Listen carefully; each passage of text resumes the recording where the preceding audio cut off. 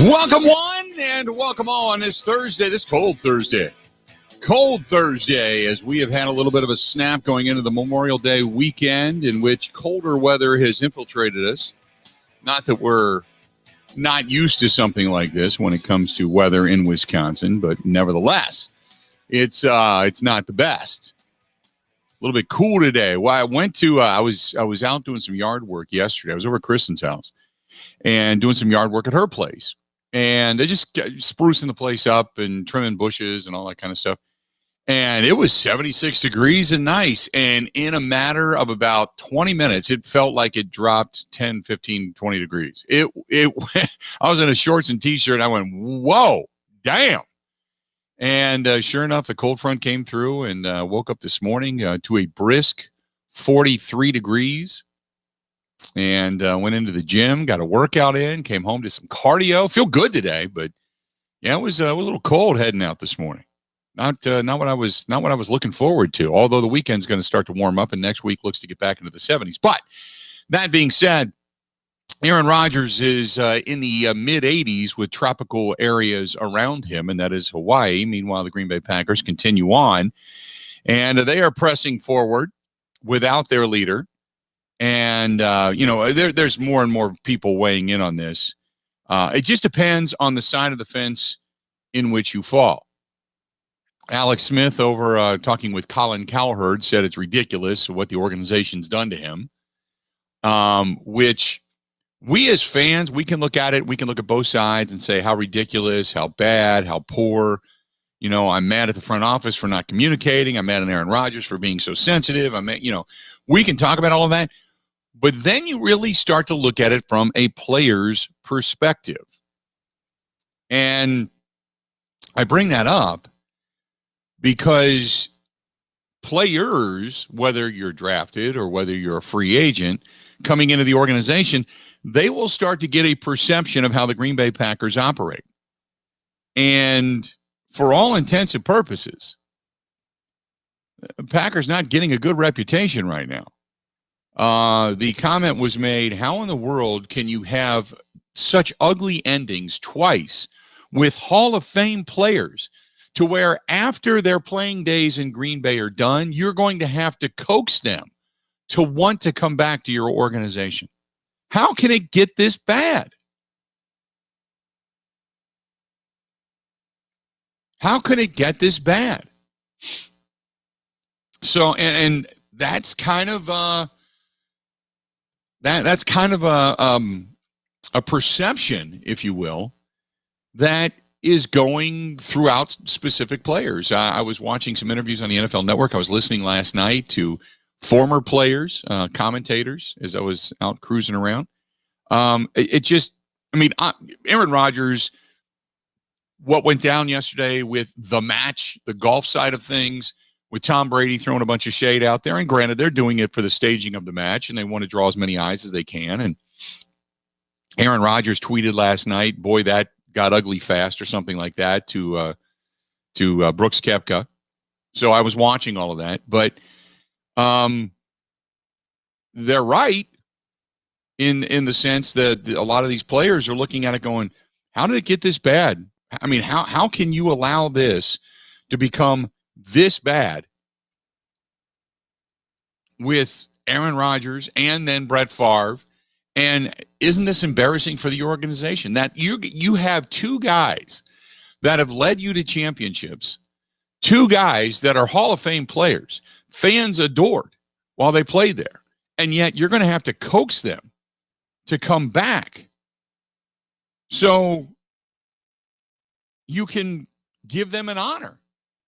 And you're going to have to do that with Aaron Rodgers, most likely. Same thing, unless he ends up coming back and play. Now, I want to backtrack a little bit, and I want to pick up the conversation in this sense.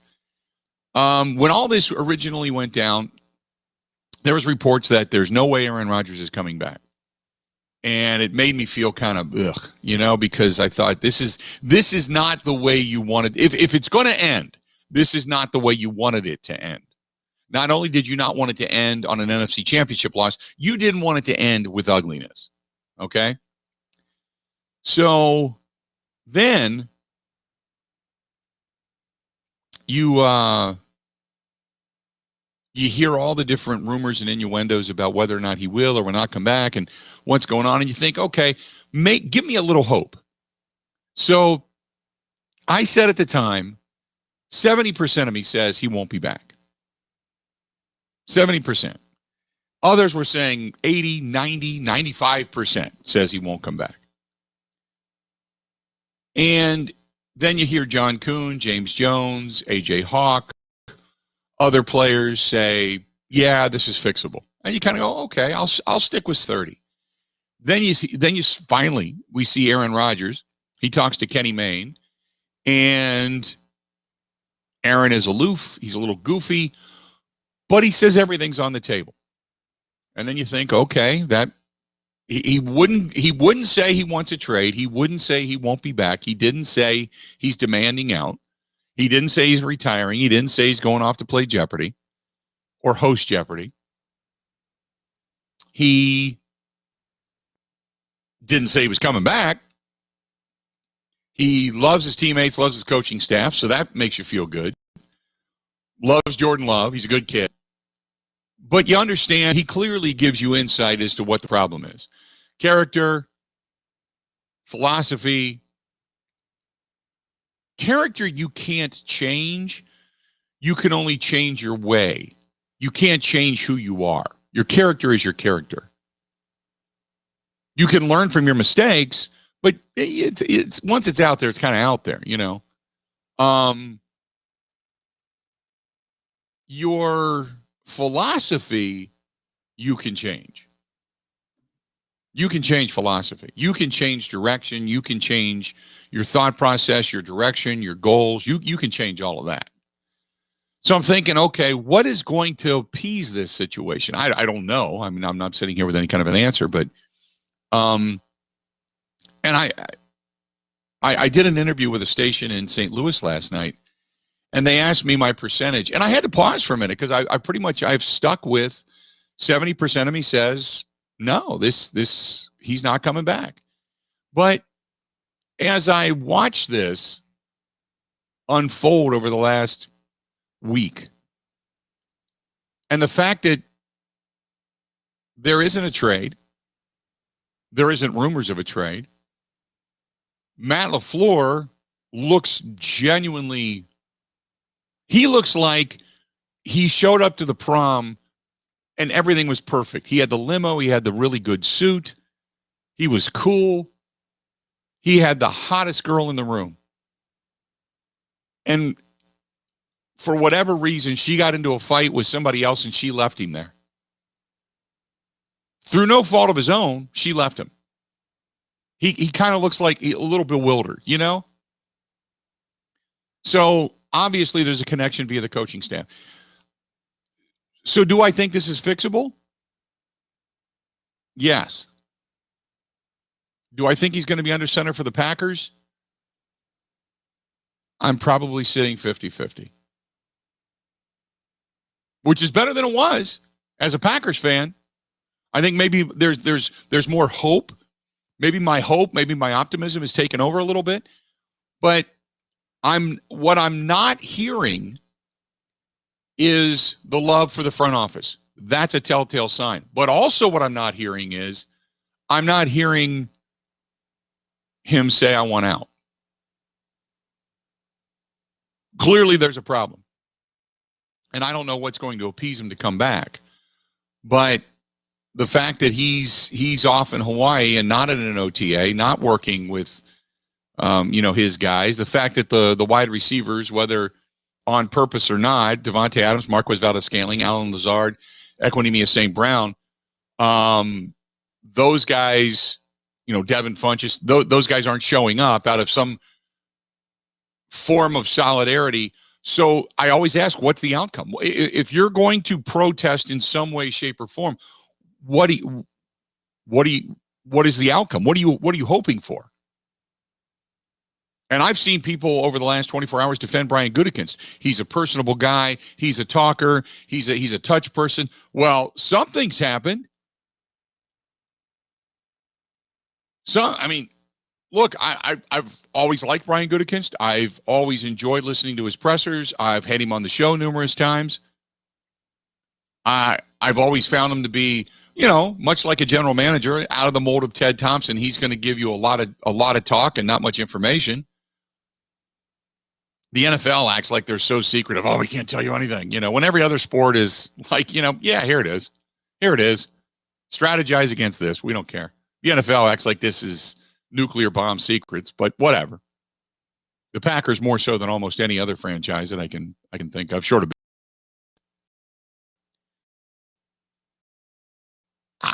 Who's lying? Or what between Rodgers and Gutekunst went so sideways? Is it just the Jordan Love pick? Is it just that he just didn't talk to Aaron about it? And then Aaron has then stacked all the other little antagonizing things on top of it to say, you know what? This is the way this guy is. Screw him. I don't know. I don't know what's fixable here. So that's what's going on in the Aaron Rodgers world. That's where my opinions are. In the meantime, you got the Bucs looking to go up 3-0 down in Miami. The Brewers, the Bats again. Opportunities wasted. So that was going on yesterday with the Brewers. Brewers back at it today, by the way, day game. So, but the perception going back to the Packers, Alex Smith talking about how Kansas City let him go and how they let him know numerous times that they were looking for a quarterback. He talks about that situation in comparison with Aaron Rodgers and what's going on in Green Bay. Listen up.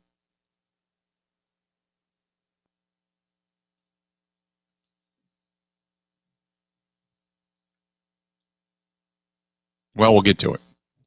We'll get back to it. 877-867-1670, 877-867-1670. We'll get back to it. Let's do this. We'll step out. We'll take a break. We'll hear what Alex Smith had to say about Aaron Rodgers. In addition to that, over the last week or two, has your perception of this situation changed at all? Are you like me? Are you feeling maybe a little more optimistic that maybe the quarterback is going to be under center and they're going to rework this deal? In the meantime, Dean Lowry has reworked his deal. They gain a few $1 million in salary cap relief. But, I mean, the big fish in the big pond is still sitting there saying, I don't know if I want to come back. I don't know. Because you still have that massive contract of Aaron Rodgers, and you need to rework that thing if you're going to get a deal. And put it this way, if Aaron Rodgers is going to come back, he's got to rework that deal sooner rather than later. You can't allow other talent that gets out there on June 1st after the cutdowns to be scooped up by other teams and then to turn around and complain that you don't have enough pieces around you to win a championship, because that would be absolutely positively selfish upon his part. More of the Bill Michaels Show coming up right after this. Ready? This is the Bill Michaels Show on the Wisconsin Sports Zone Radio Network.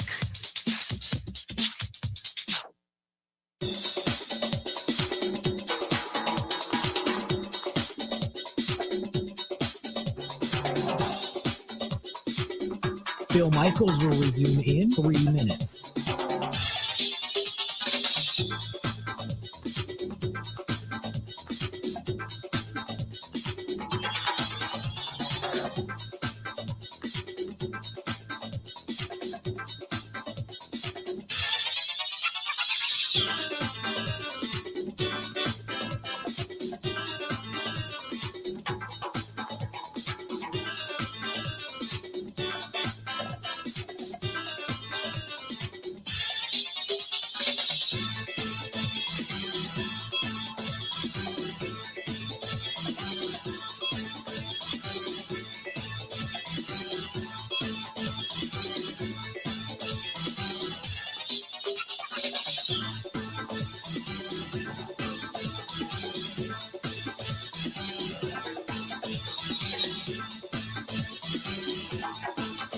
Bill Michaels will resume in 2 minutes.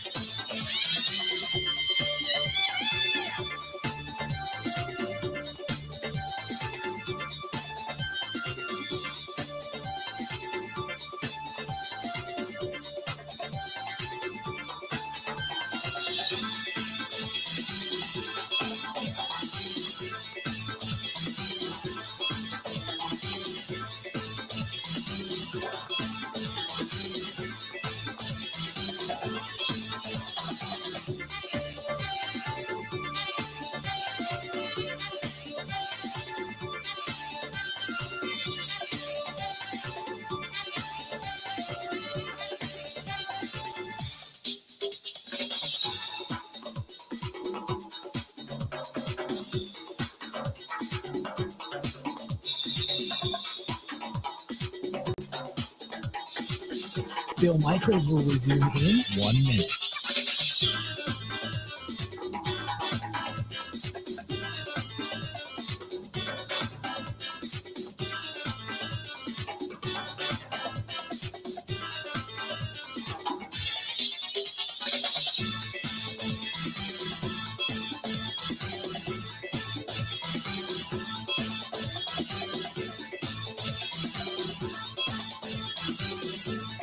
Bill Michaels will resume in 30 seconds.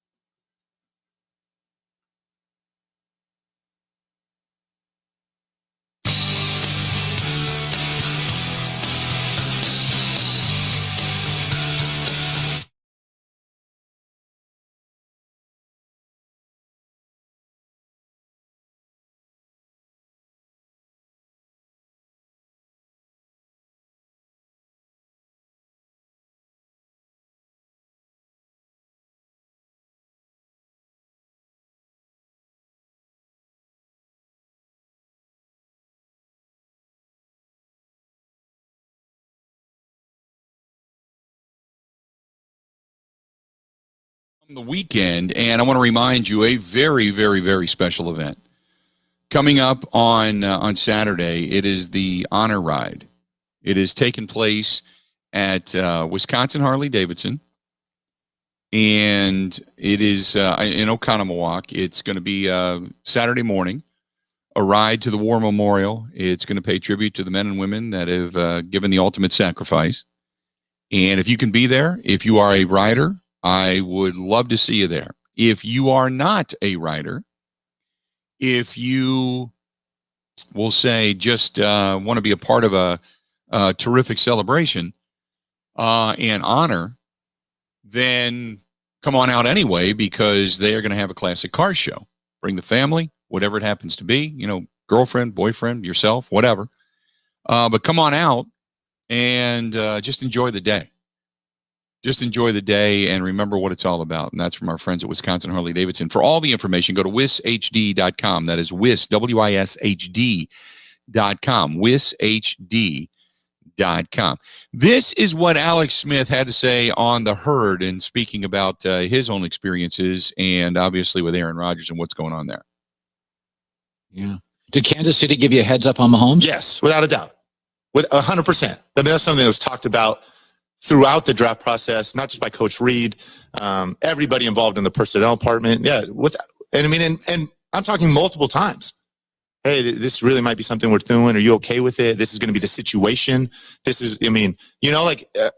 were no surprises. I mean, it was absolutely laid out for me, and I think that all helps. That when that stuff's communicated, it does make a difference how you treat people. So there you go. That is Alex Smith. He's saying, look, it does make a difference in how you treat people. I completely agree. 877-867-1670, 877-867-1670.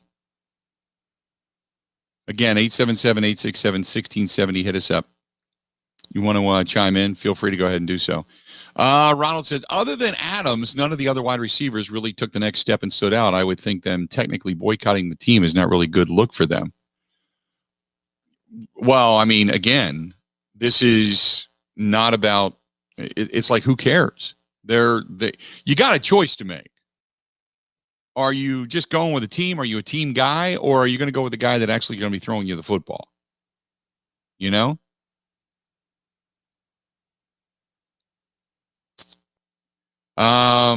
Mark says team having to tell a player that he's drafting someone at his position. Come on, he'll beat out Love for years. Look, there are certain players and certain people that earn a level of respect. You and I, it's not comparable really in our world. it just, I don't know of a scenario in which you can say the employees deserve this or that. But I'll tell you this, and this was something that came up. The good companies, the really good companies that you love to work for or people love to work for are the ones that communicate with their employees. Where their employee, it is truly a team from the top down. And there's a humanistic level of respect. You are not just a commodity. You are not just a piece of meat. You are not just a contract. The best way I could put it was, let's just say you're the manager of a bank, and you manage the best bank and have the most earnings and the most deposits, and you've grown that bank and done a fantastic job. And the company comes to you and says, "Hey, when do you you're getting up there in years. You're 50 years old. Do you have a day in which you think you're going to retire?" And you say, "You know what? I want to do this for another 10 years. I really enjoy my job. I want to be here. I love this company." Okay, great. And then they bring in an up and coming manager from another bank. And the guy's clearly there to be a manager. He's not going back to be a teller. So what they do is they put this guy at a teller's position. They say, "Hey, do us a favor. Teach this guy everything you know." And you're like, "Well, I got 10 more years in me. What am I training another bank manager for?" That's, if they would have come to the bank manager and said, "Hey, here's what we want to do. We want to have, because we know you're going to retire in about 10 years, we want to have at least 1, a succession plan, 2, this guy indoctrinated into our system, 3, a backup in case anything happens to you.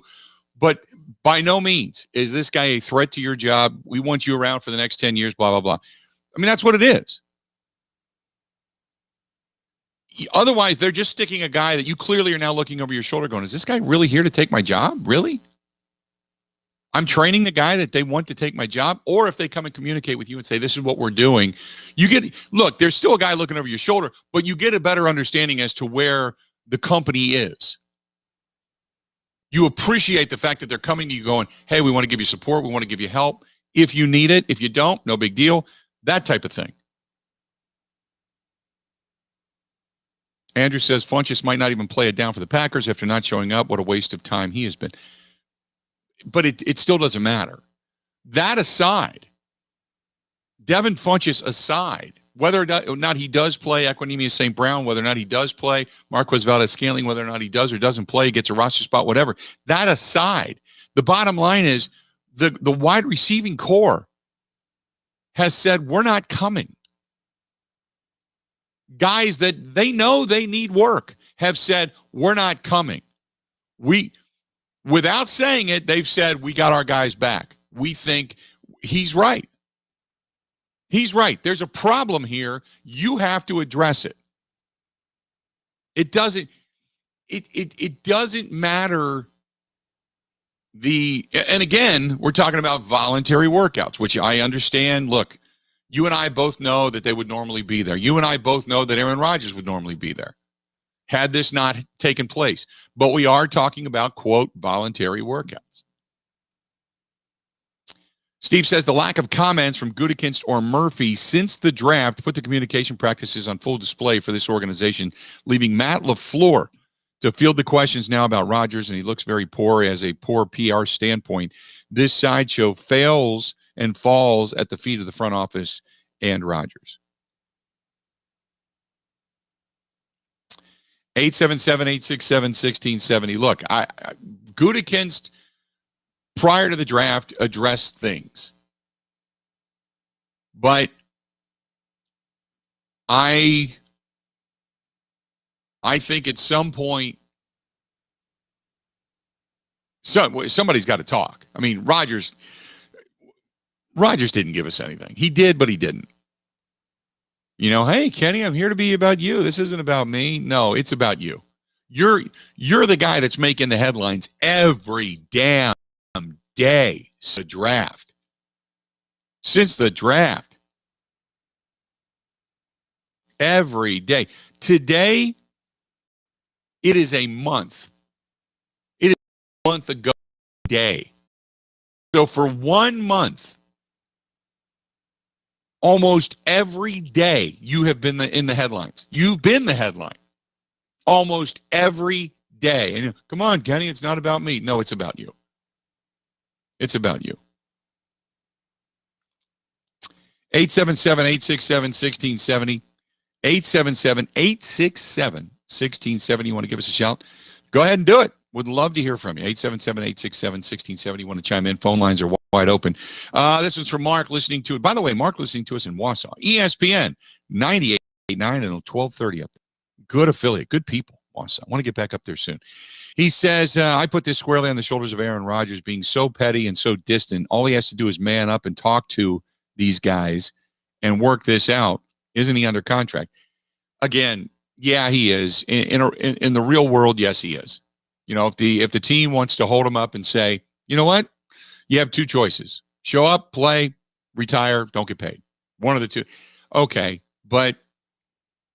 and they could, but that I don't think really does anybody any good. I agree with you. He's under contract. But let's be honest, that in the NFL, you can sign a 5-year deal, and you know as well as I do, if you don't play exceptionally well, they're going to cut you after 2 or 3 years because they've made that deal easy for them to get out of. And the only money that's guaranteed is the guaranteed money. The additional money, you're not going to see. So they can cut you at any time. So if you want to say, damn it, you signed a 5-year deal, you live up to 5 years, well, then be sure to say that about the team as well when a player isn't playing up to par. Because we're the first ones to scream, man, this guy's got to go. Look, let's start looking at when we can get out of this contract. Okay, not this year, but next year we can get out of this thing. Holy mackerel. And he comes off the books, and you can get rid of this guy. He's lame. He's a turd. You know, I mean, come on. How many times do we do that? So if you're going to say that and you're going to be a contractual guy and say you live up to your contract, you have to be on both sides of this. Because we're all about getting somebody that's playing spectacular football, baseball, basketball, whatever, on the cheap. You love it when you get an unbelievable season or 2 or 3 out of a player when you got him on a rookie deal and you're getting Pro Bowl caliber play out of a guy for hundreds of thousands instead of, hundreds of millions. We're all about getting the cheap. So if you want to do that, then you got to pay the guy for what he actually has given you, 877-867-1670. Hit us up, 877-867-1670. I want to get your opinion on this. Do you feel any different over the last couple of weeks about the optimism of Aaron Rodgers playing for the Green Bay Packers? Stay tuned. More of the Bill Michaels Show is next. This is the Bill Michaels Show on the Wisconsin Sports Zone Radio Network.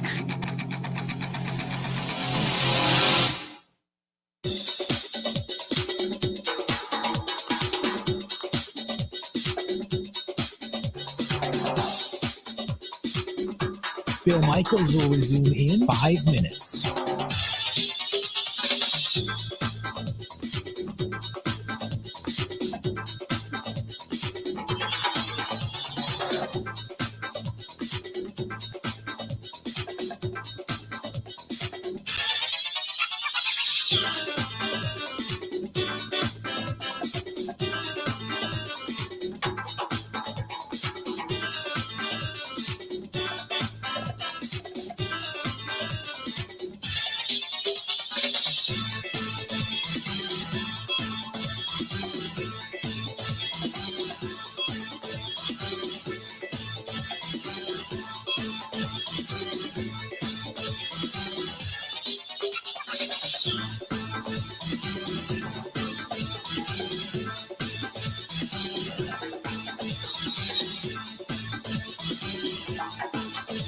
Bill Michaels will resume in 4 minutes.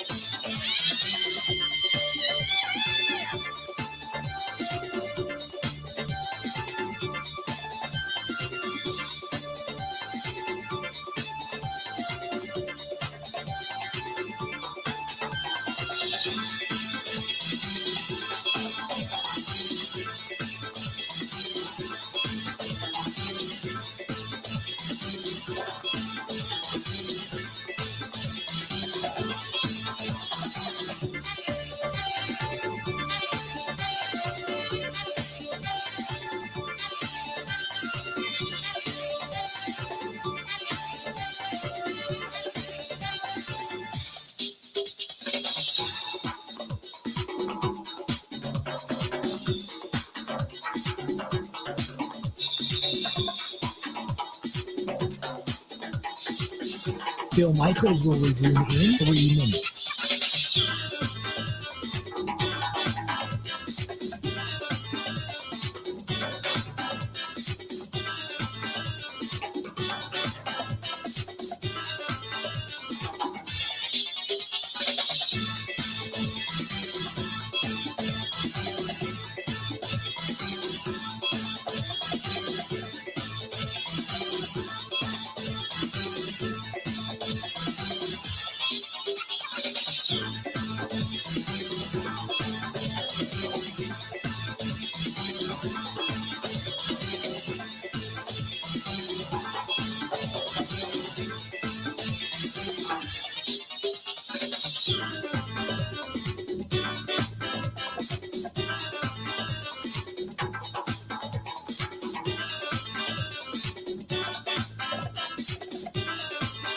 Bill Michaels will resume in 2 minutes.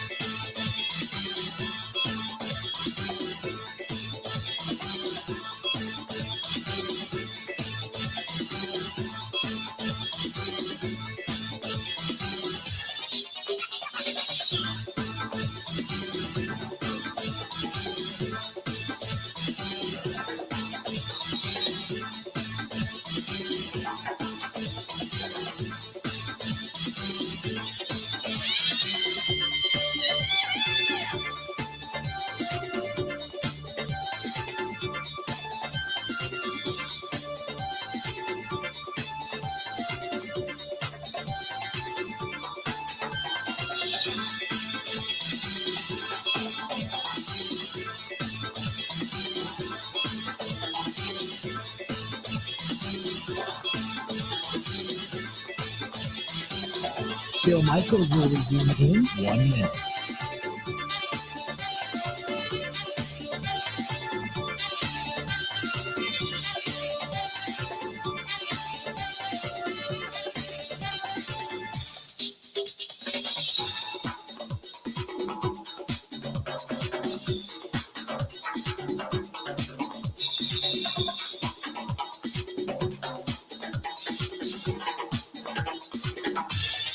Bill Michaels will resume in 30 seconds.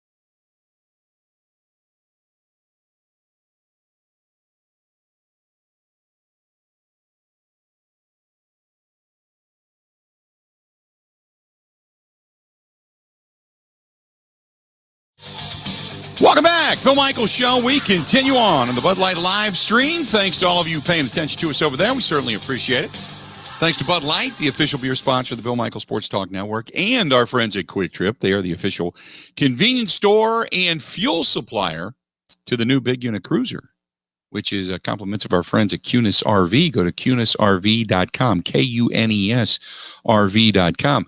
But thanks to Quick Trip. I mean, not only are they the fuel provider, but they are also our on-site sponsor for our big shindig that we're throwing up there for the Indy cars that are coming to Road America on June 17th through the 20th. And if you want to get registered for this to win that entire prize package, you could win one of 10. And all you got to do is go to the Bill Michaels, the Bill Michaels, MICHAELS.com, thebillmichaels.com. And you can get registered right there. You'll see the Indy cars. Click on the placard and all the information you can enter. We're going to give you race tickets. We're going to give you a campsite, throw you a tailgate party, absolutely free. And even if you're not a big race fan, it's like a national park with a racetrack in the middle of it. It's a great getaway. So we're really looking forward to that weekend, looking forward to seeing you, and hopefully you and your friends are big winners and you get a chance to come up and join us and just enjoy the time, enjoy the scenery, enjoy the fun. That is a terrific race weekend up at Elkhart Lakes Road America. So really, really looking forward to it. 877-867-1670. What is your thought? What is have you changed your mind about the situation with the Packers and Aaron Rodgers? Have you changed? Do you think it's more likely now that he is going to be under center? Do you think it's likely now that that he will return as the Green Bay Packers quarterback, or do you think, you know what, it's done? Are you leaning one way or the other? Now, Alex Smith, who was on the Colin Cowherd show, was also, I mean, you heard what he said about how, hey, Kansas City notified him what was going on, telling them that they're going to draft another quarterback, and Patrick Mahomes is coming in, and they talked about that. But he also said this about the Green Bay Packers and the situation with Aaron Rodgers. Surprise? It's inexcusable. It's absolutely I think. What do you mean? How they ever got to this point. I mean, Aaron's been there 16 years, what he's given to that organization and been there. And for them, I think to what happened last year during the draft, and I haven't talked to Aaron about this, so I don't want to put words in his mouth, but clearly to watch the interview and him talk about it's about the people. And it is, and Aaron's been there that long, and I don't think it was the fact that they drafted Jordan Love in the first round. I mean, I think it's the fact that how do you have a guy like Aaron and you don't go make sure beforehand, you aren't going out of your way to make sure that he knows that he's loved, that they want him there, that we may be taking a quarterback in the first round. We want to make sure you're okay with it. This is maybe what we're doing. We're thinking, I mean, how you haven't treated him the right way leading up to that, and the fact that, from my understanding, it's kind of like it was a bit of an unknown, a bit blindsided. You go from potentially thinking you may be taking a receiver, you're thinking you're a move away from the Super Bowl. Right. And then blindsided with a pick. I just don't understand an organization. How you haven't addressed that beforehand when you make a move like that and really made sure that everything is tightened up and everybody's feeling good about that. Because if it's not, you're not doing it.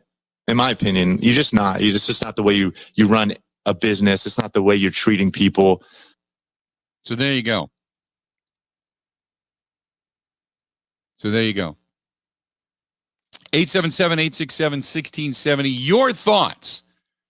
Now, this is obviously Alex Smith is retiring, but this is a player / retired player, and his thoughts, especially a quarterback's thoughts on a situation. And it's like, how do you do this?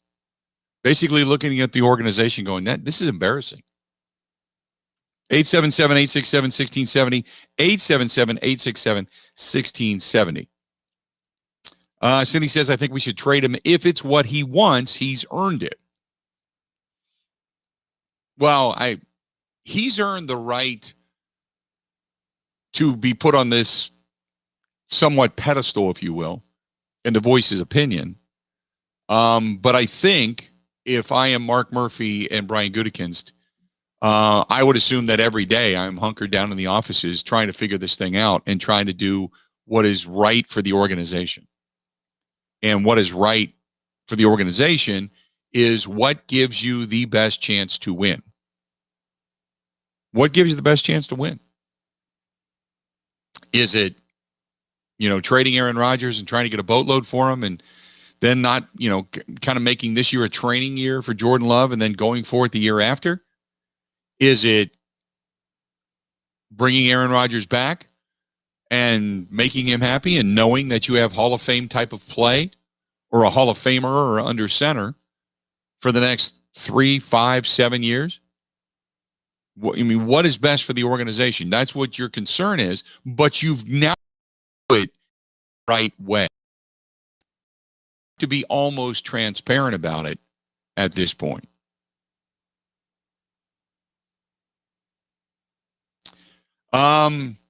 877-867-1670. This is from James. James says in the email inbox, he says, I think the Green Bay Packers have really screwed up not once but twice.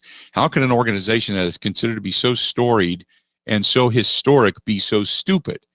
When Mark Murphy looked into the camera and said, what do you think, we're idiots? Now I scream back at the camera, yes, you are. I have lost faith in my team to be able to recruit additional free agents to come to Green Bay, all because they don't know how to handle their own personnel, and they have become an embarrassment and a laughingstock. I'll disagree. I think again, there's three things that really drive players. One is money. If you're going to pay them more than anybody else, they're going to come. Two, coaching staff, facilities, stuff like that. They look around. Okay, how are we, kind of as players treated? But three is, and probably most importantly, other than money, is do you have a shot at winning? If you have a shot at winning and you're getting paid, you're coming. I don't care who you have under center. Doesn't matter. Nick says if the Packers go out and get Julio Jones, does that put them as the favorite to come out of the NFC? Well, if you have Aaron Rodgers under center, yes. Yes. Matthew says, is there anybody in the NFL that would be a good replacement for Mark Murphy and Brian Gutekunst? I want change, but not without an idea of who would take their spots.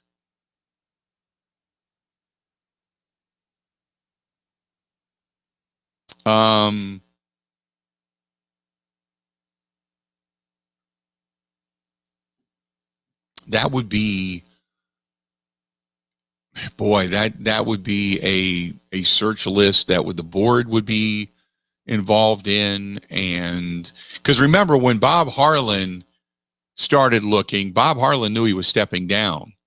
If you're considering firing Mark Murphy, then, it's up to the board to find the next president. 877-867-1670.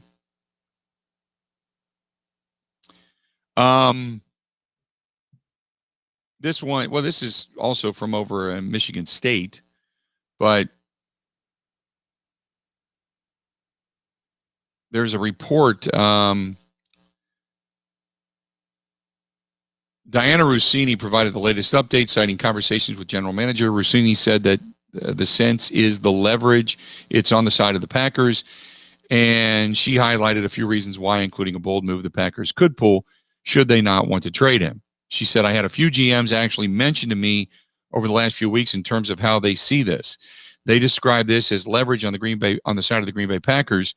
We've been talking all week long over the last few weeks about Aaron Rodgers, that he has the leverage. The leverage could be on the side of the Packers because it looks like they're not going to get the league MVP quarterback back on their roster. It looks like this is not going to work out, according to one general manager. So either they're going to trade him or he's going to sit out the next year. Either way, they don't have their guy. So why not have him sit out all of next year and use all of this time to do some homework on the future draft picks that they're going to be trading for, have conversations with teams that are interested, and really work on getting the best value out there for him. So there are those out there that think Green Bay has no incentive to trade him and can really just sit back here and make Aaron make the move. I don't know if forcing him to sit out is going to be the best for the Packers. I just don't. And there is no quote there that said Aaron Rodgers is going to sit out. It is a sense that if it comes down to that Aaron Rodgers would just assume sit, well, then maybe he will. Who knows? Maybe he's just, I don't know, just from some of the things he's said and the way he's spoken, and he's just getting goofy. And you would assume that come the match on July 6th, that you are going to get some more insight into Aaron Rodgers and maybe what he's thinking, but I can't imagine that you let him sit, because I would assume the value, if excuse me, if he's 30 years old, yeah, you can let him sit for a year. No big deal. But he's 37, going to be 38. If you think he's coming off of an MVP season, his value with age is going to go down. You're talking about a 37 going to be 38-year-old guy that then you would make sit out of a full season of football and then try to say, well, we're going to trade you. His value's as high as ever. No. It's hard enough if you're a 30-year-old guy. Look at Le'Veon Bell. He sat out for a year. He was going to come back and light the world on fire. He didn't do it. He's been good. He's not Le'Veon Bell from when he was with Pittsburgh. After going to the Jets, he sat out. You're not going to sit out a 37 going on 38-year-old guy, a 38 then going on 39, and think you're going to get starters and first and second and third round draft choices in this big Herschel Walker haul for this guy. It's not going to happen. I think if you know he is never going to play for you again, if you know that, then you make that move, and you make that move now. You make that move now. You trade him to an AFC team, but you make that move and get what you can for him. You strike while the iron is hottest. You don't put, you don't put him up on blocks and then think the value is going to increase, because it's not. It's not about doing your homework. It's about getting what you can. But right now, your priority should be working this out. Clearly, Aaron Rodgers, unless his people are in constant communication with the Packers, Aaron Rodgers has no intent right now. Looking at him running around out in Hawaii, he has no intent of working this out with the Green Bay Packers, or at least picking up the damn phone. Stay tuned. More of the Bill Michaels Show is next. Covering Wisconsin sports like a blanket. This is the Bill Michaels Show on the Wisconsin Sports Zone Radio Network.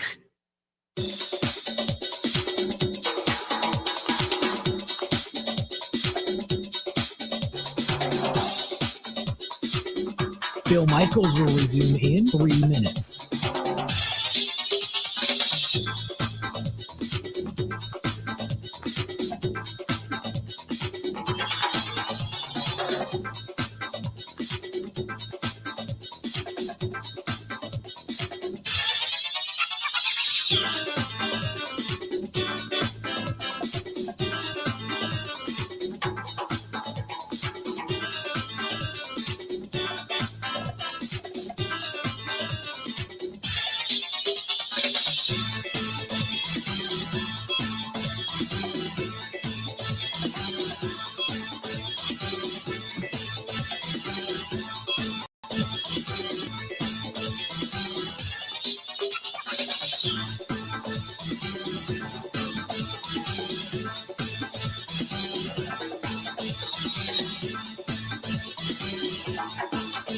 Bill Michaels will resume in 2 minutes.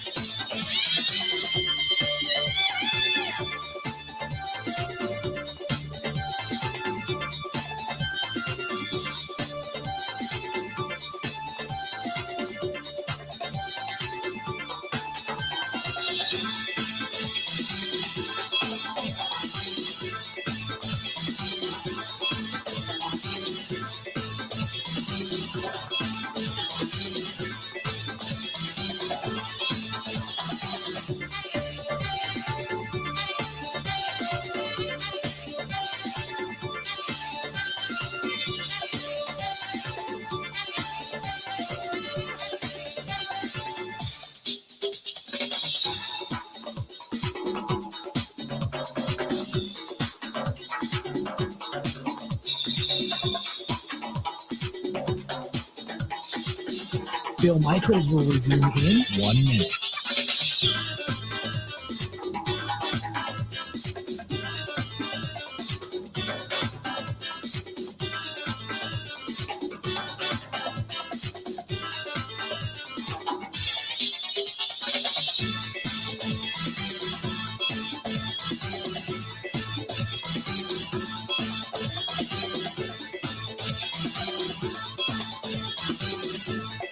Bill Michaels will resume in 30 seconds.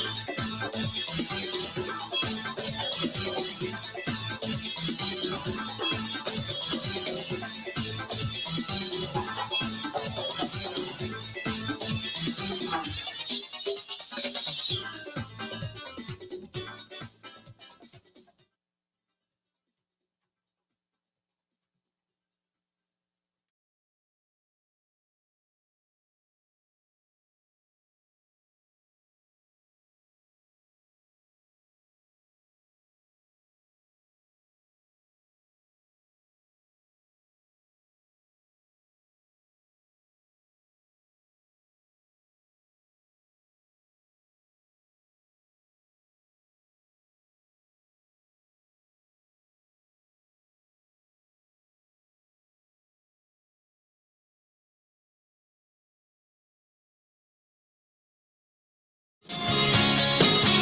How we looking?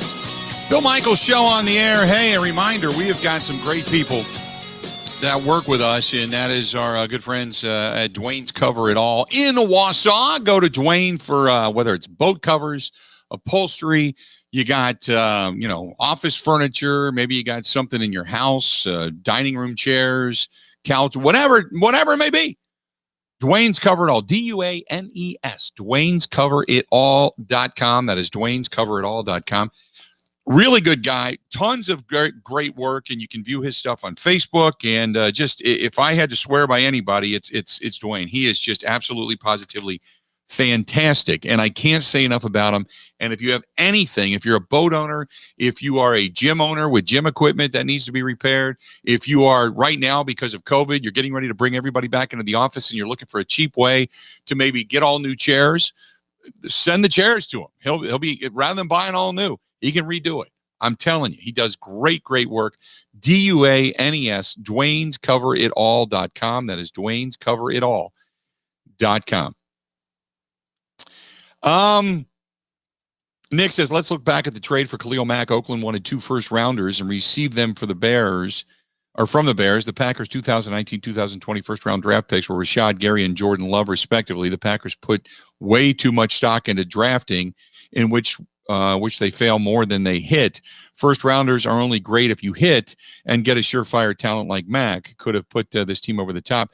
Trade the first-rounders for a proven talent, which you have a Hall of Fame quarterback still in his prime.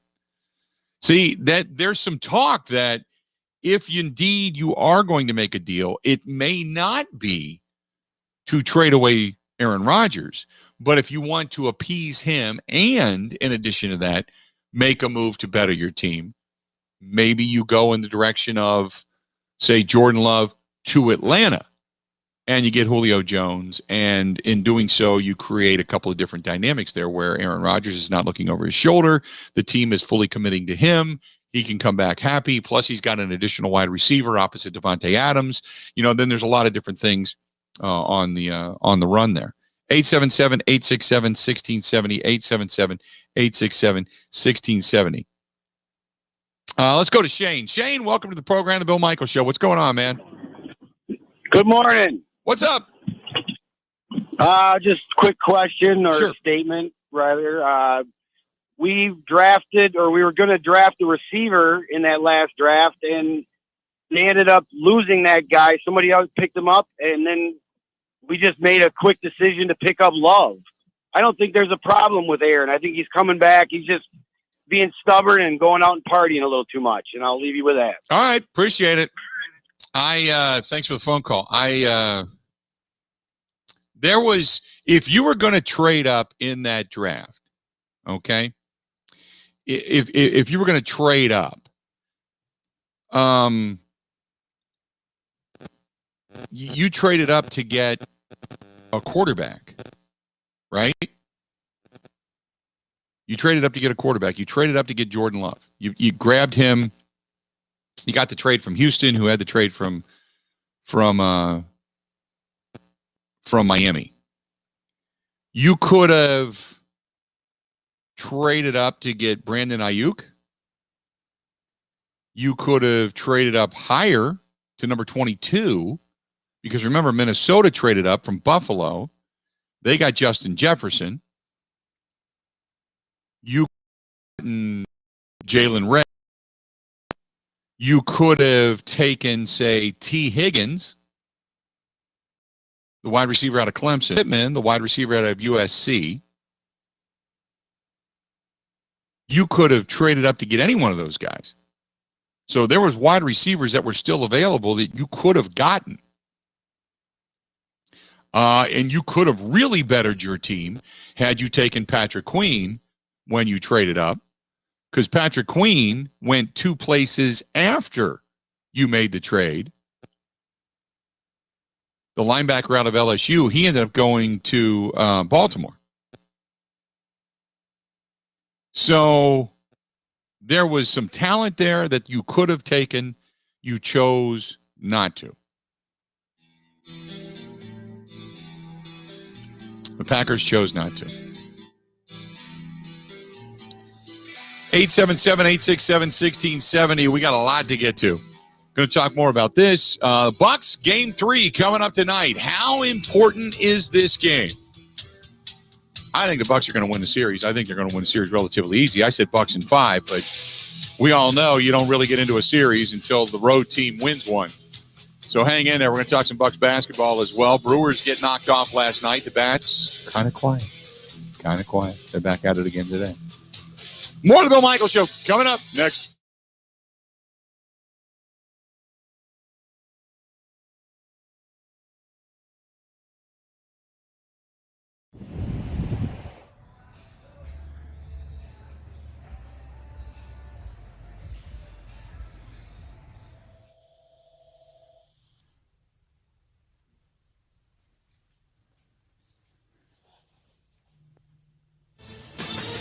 This is a Wisconsin Sports Zone update. The Milwaukee Brewers offense struggles again. This time the team could only muster up 5 hits in their extra inning loss to the San Diego Padres, 2-1 in 10 innings. The Brewers' only run would come from starting pitcher Eric Lauer, who hit a home run in the 3rd. Lauer also had a really nice outing out on the mound, giving up just 1 run while allowing just 4 hits and striking out 6 in 6 innings. The Brewers will now go for a split in their series against the Padres. Game 4 today, first pitch 12:10.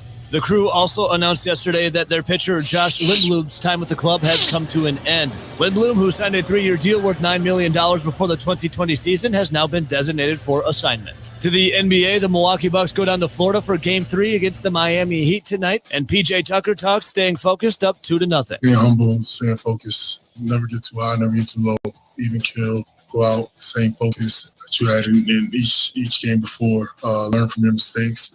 But, stay humble in victory. Tip-off is at 6:30. So your current job isn't working out so well? Maybe you'd like a career where you work with your hands and make a good living. Have you thought of a career in a skilled trade like plumbing, electrical, or HVAC? You can be in demand and earn more than many college graduates without all the debt. To get your career started, go to buildyourcareerwy.org or just search online for ABC of Wisconsin. Start today. The Packers have created some salary cap space by restructuring the contract of Dean Lowry. $3.11 million of the defensive lineman's $4.1 salary was turned into a signing bonus in an effort to save nearly $2.5 million in cap space for 2021. And finally, it was announced that Aaron Rodgers will be teaming up with golf's Bryson DeChambeau to square off against Tom Brady and Phil Mickelson in The Match when they tee off July 6th. For the Wisconsin Sports Zone Network, I'm Ebo.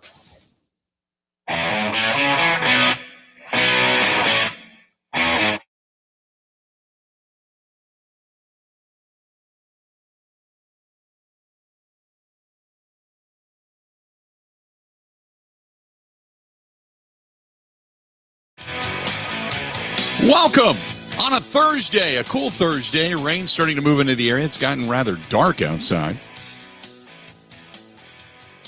Good to see you on the Bud Light live stream today. For those of you that are watching, good crowd today on the live stream too. Boy, a lot of people. I'm looking at the numbers grow today. That's great. Yeah, Tuesday I think was an all-time high when it comes to numbers on the live stream. Today it's a little bit less than that, but still really, really good numbers. So thanks to everybody for paying attention to the program. Hey, a reminder coming up, Happy Hour live stream is back tonight, 5 o'clock. 5 o'clock tonight. Excuse me, the Happy Hour live stream is back. And this week we are going to be at Milwaukee Brewing, downtown Milwaukee, a craft brewer in the state of Wisconsin that has grown exponentially over the years. And we're going to talk some beer tonight. I mean, come on. You can't have happy hour without beer, right? So we're going to talk some beer tonight. A little off the sports topic, but nevertheless, maybe a nice distraction from all the, Jordan Love, Aaron Rodgers, Green Bay Packers, Brian Gutekunst, Mark Murphy, Matt LaFleur type of stuff. So we'll talk some beer tonight, some craft brewers, the growth of a company in the state of Wisconsin, and brewing heritage and such. So hopefully, if you got a little time, you can check us out tonight. Looking forward to it. That's a Bud Light live stream and the happy hour live stream coming up tonight, 5 o'clock. You can find it on Facebook. You can find it on YouTube, on Twitter, on Twitch TV. Please, if you could, I would really appreciate it if you subscribe to us on YouTube. And I don't even know, somebody just asked me how many YouTube followers we have, subscribers. I don't even know. I know we were creeping up on a couple thousand. So, no, we're at 1,600. 1,600. Boy, that'd be great if we could get, 400 people to subscribe to us on YouTube. All you do is go to youtube.com and search Bill Michaels. And you'll find it. It'll pop up. You can see today's show that's airing right now. You can watch that. You can just see that it just says Bill Michaels. It's a picture of me up on a stage. And you can go there and just click subscribe, and it's absolutely free.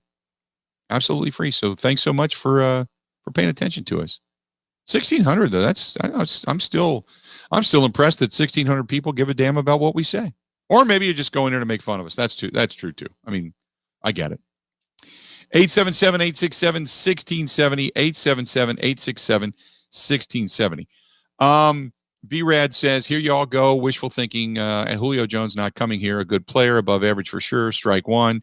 Pack not giving up a draft pick. Strike two. And even if Aaron Rodgers was still here, he's not coming here to play outside in the cold. Strike three. Again, if a player is going to get paid a lot of money, have a legitimate shot at winning, then they're going to go anywhere. They'll play in Antarctica. So, won't matter. Doesn't matter. How many times have we seen players take deals and you're like, why in the hell are you you're getting a lot of money. Oh, okay, I get it. I get it now. Okay. Why would you go there? Oh, a ton of money. Ton of money. Excuse me. Or a legitimate shot at winning. I mean, Julio Jones wants to win. I mean, he stated that in Atlanta. Arthur Blank is not a bad owner. They just have had some really questionable moves that have gone on down there, and he wants to win. So if I'm Julio Jones, unless I'm going south down to Tampa Bay to play with Tom Brady, I'm looking for a place that I know I'm going to get a chance to win. So there's only a few of those. I'm either going to go to Kansas City. Maybe I could go to Buffalo cold weather though, and play with Stephon Diggs. I could go to L.A. and be another wideout for Matthew Stafford. I could go to Green Bay. Could go to Green Bay and play with Aaron Rodgers for a legitimate shot at winning. There's Russell Wilson in Seattle. I could go to Arizona, play with Kyler Murray. They're trying to put some pieces together to really make a run at that West. So, I mean, there's some places I could go. And Buffalo and Green Bay, even northern, up into Seattle in the winter months is not warm. So, yeah, if I'm Julio Jones and I really want to win, there you go. Merlin says, easy enough. Just get rid of Gutekunst already. He created this disaster. Does his ego even let him acknowledge that he screwed all of this up?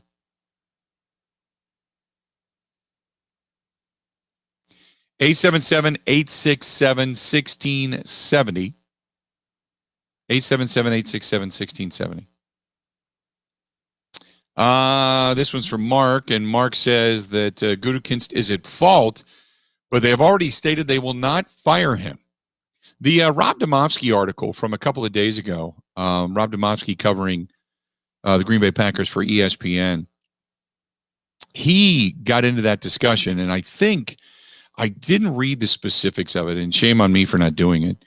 But I think he stated that there was, and I'm checking on it now, but that that there will not be a firing in Green Bay. So, and I would have to go back and find it. But regardless, the Packers had 79 of their 89 players in the practice field for OTAs. Now, not all participated, but 79. 10 players didn't show. 5 of them wide receivers and their quarterback. So 6 out of the 10 players didn't show were the wide receivers and a quarterback. Devontae Adams, Alan Lazard, Marquez Valdes-Scantling, Devin Just, Equinemius St. Brown. Jair Alexander didn't participate. Kadar Holman, Stanford Samuels, David Bakhtiari. He's recovering from the injury. He wouldn't be practicing anyway. And Aaron Rodgers. So your wide receivers showing solidarity for their guy. You think about that.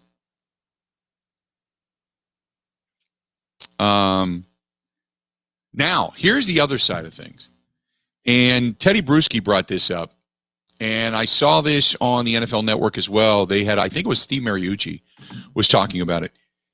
There is a level of distraction now in the Green Bay Packers locker room that no player wants. Every player is going to answer the question pretty much the same way. And I've already heard this, so, and this just holds true. Most players are going to say, I'm going to control what I can control. I got to get ready for the season. I'm going to do what's best for me. I'm going to, that type of thing. Hey, I got to concentrate on me getting ready. I can't worry about if Aaron's not going to be here. He's a great guy. We hope he's back under center, blah, blah, blah. You can say all those things, but this is going to be something that is going to be asked to every player in the locker room. Every player, every guy that gets in front of a microphone, every guy. Every guy. So at some point, and maybe he has already, but Aaron Rodgers, at the very least, has to talk to his guys. I know it's a business, but for what is going on, for everything that's ever been stated by Aaron Rodgers about the team and not being a distraction, and this, he is right now living the indelible term of hypocrisy. I get it. I get the principle. I get what he's fighting for. I can understand why he's mad. I've never denied that. Never denied that. But I don't. But he's living the term of hypocrisy. Of all the things he's never wanted. Never wanted to be a distraction. Never wanted the ugly divorce. Never wanted to repeat what Favre did and went through. But on the other hand, the circumstances are somewhat different. But he's living the hypocrisy life right now. 877-867-1670. But has your attitude changed? Have you felt a little bit better this week? Because he didn't demand a trade. He didn't say publicly he wanted out. He just said that philosophically and culturally, things have changed. Michael says Murphy has 2 Hall of Fame quarterback divorces on his watch. Yep. I wonder how much of this Mark Murphy saw coming.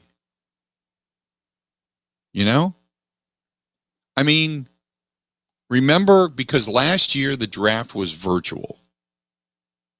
So Brian Gutekunst was at his house. So Brian Gutekunst is at his house. It's not the war room. It's not LaFleur and Murphy and Gutekunst and all these guys in a meeting room in Lambeau Field. Gutekunst was at his house. Now, they've already had Zoom calls and meetings and such, and they've already discussed all of this. But I wonder how much of this Murphy saw coming and was informed about when this went down. I wonder if he was told after the fact, he found out, or if Brian Gutekunst, hey, we've got 5 minutes here. If Brian Gutekunst is on the phone making the deal and then calling Mark Murphy saying, what do you think? And then you wonder how fast that deal went down to say, we have a thought here, maybe we'll do this. You know?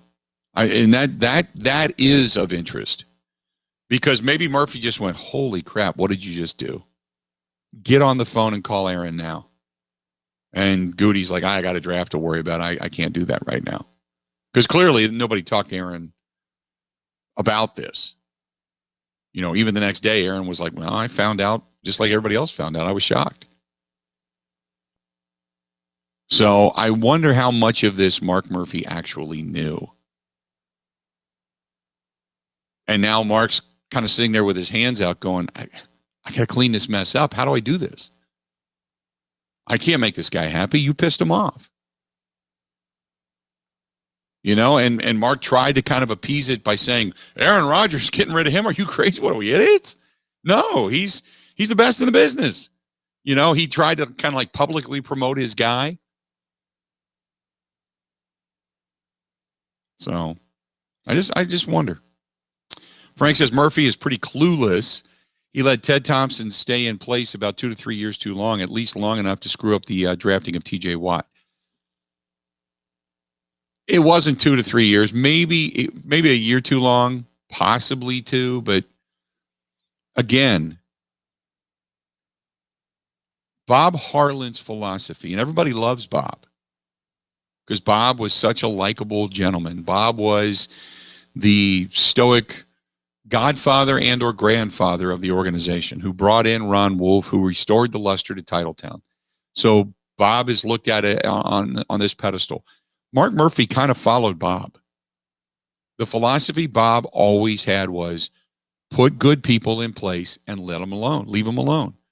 Ted Thompson was hired on Bob Harlan's watch. Bob Harlan told Mark Murphy, don't screw this up. Don't get involved in player personnel. Just, you're the overseer. Just do business. And that's what Mark did. Ted won a championship. Ted gets a long, long, long leash. You can't have it both ways. Granted, I agree with you that if conversations were becoming less and less in the building and maybe there was frustration, yeah, maybe you want to put your finger on the pulse a little bit more. But Bob Harlan is recognized about being this guy that did tremendous things in the organization, and he did. And Bob Harlan's philosophy was hire good people to run the football side so I can concentrate on building the business. And that's what he did. That's what Mark Murphy did and has done. He's done a tremendous job at doing that, in growing what was Bob Harlan's dream and taking it to another level and hopefully taking it to another level down the road. He's not clueless. He did exactly what his predecessor told him to do. Keep your nose out of football business. You worry about the business. Base your business plan off of your football plan and let football people do football things. 877-867-1670, 877-867-1670. I mean, I know it's not the popular opinion for some people because you don't want to believe it, but you can't have it both ways. Stay tuned. We got a lot more of the Bill Michaels Show coming up next. Covering Wisconsin sports like a blanket. This is the Bill Michaels Show on the Wisconsin Sports Zone Radio Network.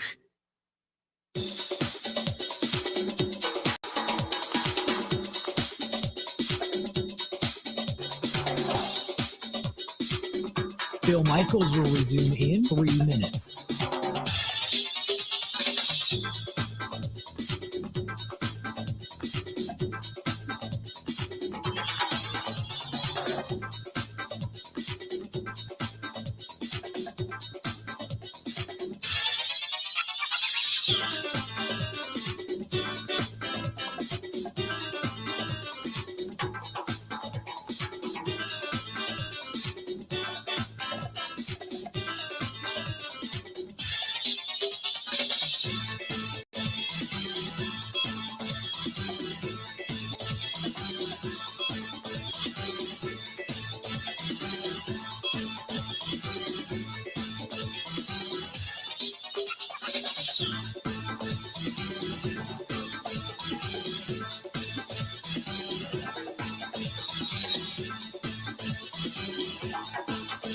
Bill Michaels will resume in 2 minutes.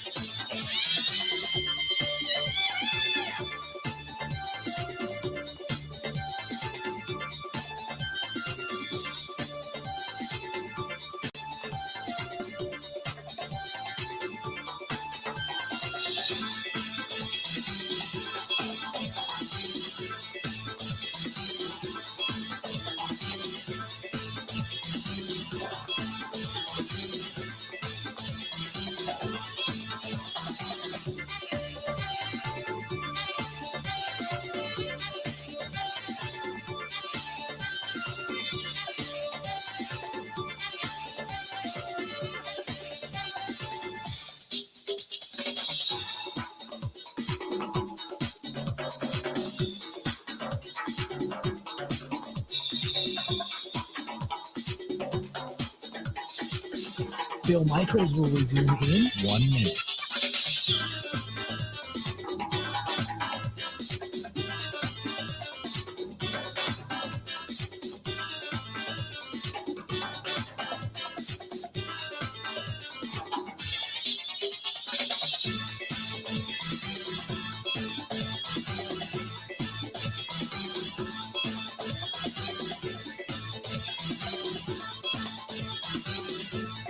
Bill Michaels will resume in 30 seconds.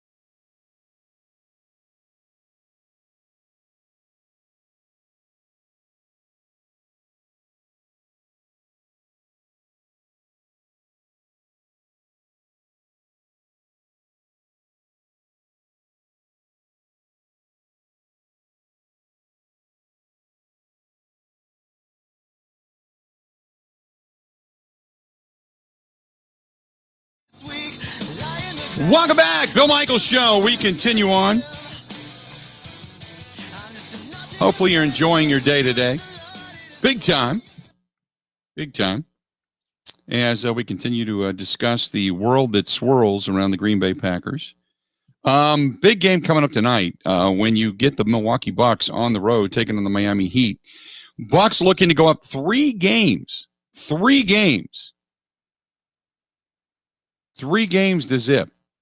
And if you get up 3 games to zip, then and you've gotten that first win on the road, yeah, you are pretty much ending this thing rather quickly. And let's hope that the Bucks do that tonight. Big one coming up.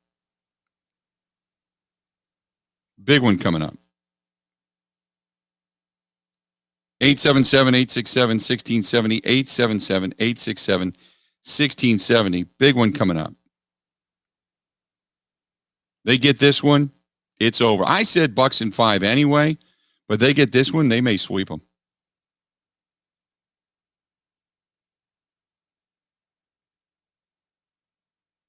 They may sweep them before it's all said and done. 877-867-1670. Merlin says, I'm glad Rodgers is taking a stand. He's right. It's all about respect. Gutekunst is the spoiled brat here. David says, okay, if you get rid of Gutekunst, who do you replace him with? Be careful what you wish for. The next man up could really suck or be even worse. And I understand all of that.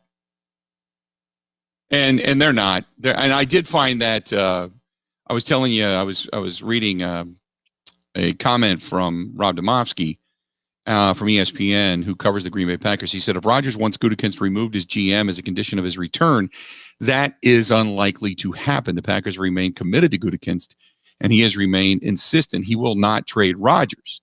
So it looks like the stalemate between the two will continue. Now, I don't think the Rodgers wanting Gutekunst fired thing is real. I think what it's like is, if you make a comment, you're upset, okay, and about whatever, and you make a comment, God, I want that guy killed, man, and it's a dramatic comment, but it's a frustration type of comment, and you're not serious. Nobody wants to get anybody killed. I think that's the comment that was made. It was kind of like, man, sometimes I feel like it's him or me, or I just feel like I just want that guy gone. Okay, that kind of comment can come out. The Jerry Krause stuff, maybe this does become the last dance. Maybe this could be the football version of the end of Michael Jordan and Phil Jackson and everybody. This could be Rodgers comes back. Okay, let's just say Packers aren't going to trade him, and he's not going to sit out, so he comes back. And this could be Matt LaFleur looking at it going, you know what? I don't want it to be, but this could be, in Aaron Rodgers' mind, the Michael Jordan version of The Last Dance. I'm going to come back. I'm going to do one more. I'm going to give it one more shot. And then next year, they're going to get rid of me. So I'm going to come and blow this out of the water. I'm going to give everything I possibly can give. I'm going to be just as great as I can possibly can be, but I'm going to make it known behind closed doors. This is it. This is it. You screwed up because I'm done. So get your boy ready because I'm done.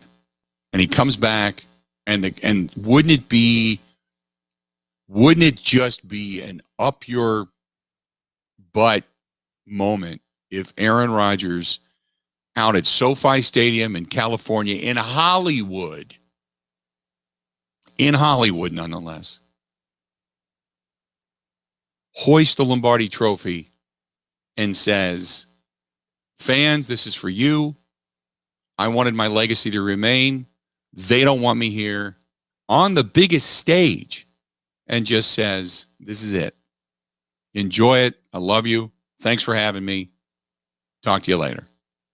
Here you go, Brian Gutekunst. Here's your blanking trophy. Hope your boy can win one. Wouldn't that be something? Wouldn't that be something? David says, boy, are you dreaming? Yeah, I can dream. Why not? Why not? Amy says A-Rod did that last year at an MVP season. He did. And he alludes to that. He's alluded to it numerous times where he said, I threw a wrench in the plan by being the MVP. Oh, believe me, he spited him last year. For those that say, and then Aaron Rodgers got motivation. Damn straight. Damn straight he did. Now, second year in a system, play calling was exceptional. The way he kind of accepted what was there on the field, took it, and played last year, absolutely. In many different areas, he excelled. But you think that motivation wasn't sitting there on his shoulder? If you don't, you're a fool.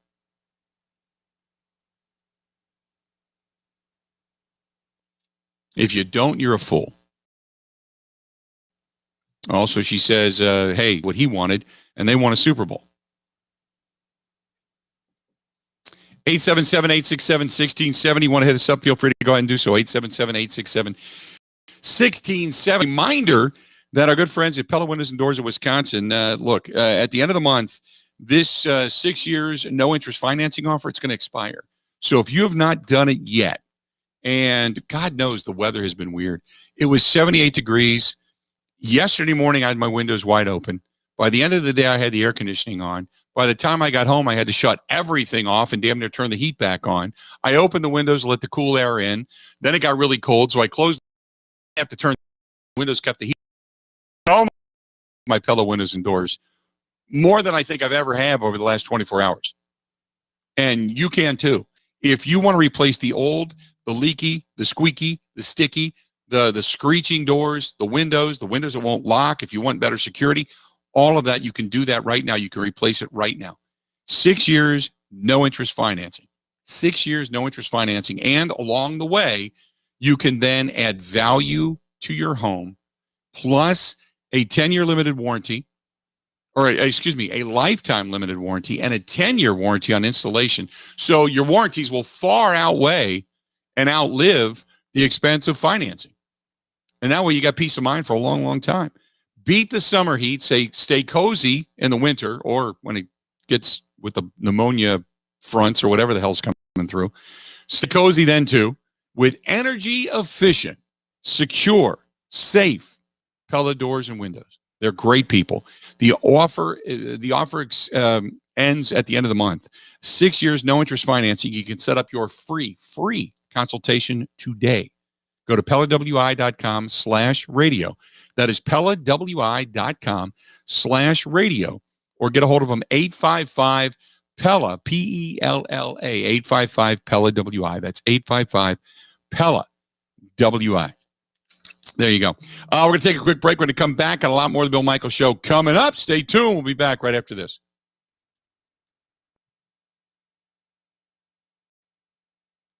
Ready? This is the Bill Michaels Show on the Wisconsin Sports Zone Radio Network.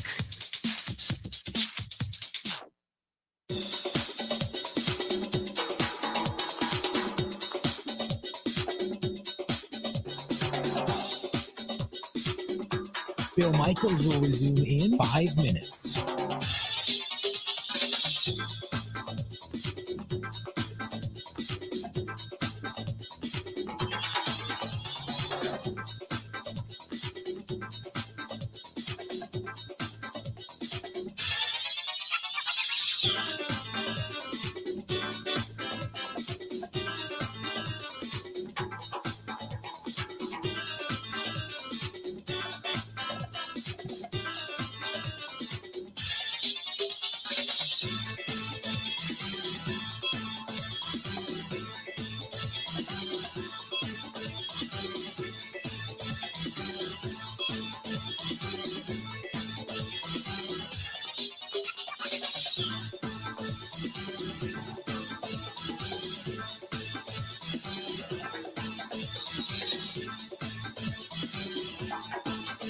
Bill Michaels will resume in 4 minutes.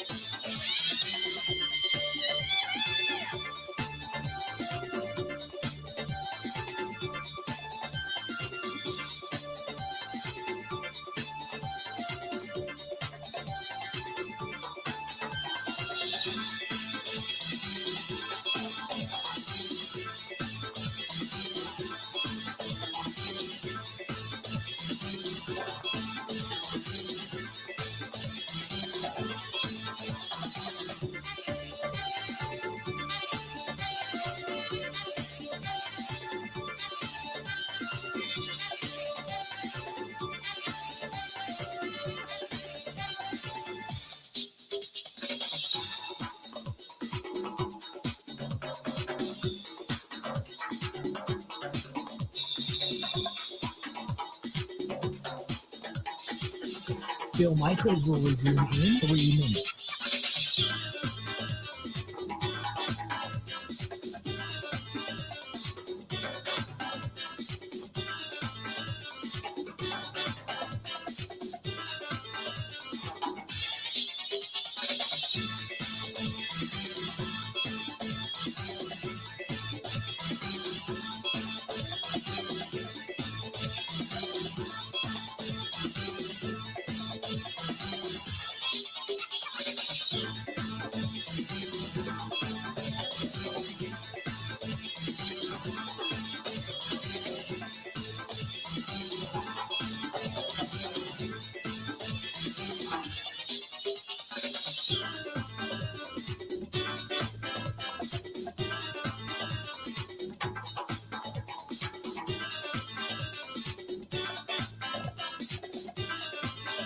Bill Michaels will resume in 2 minutes.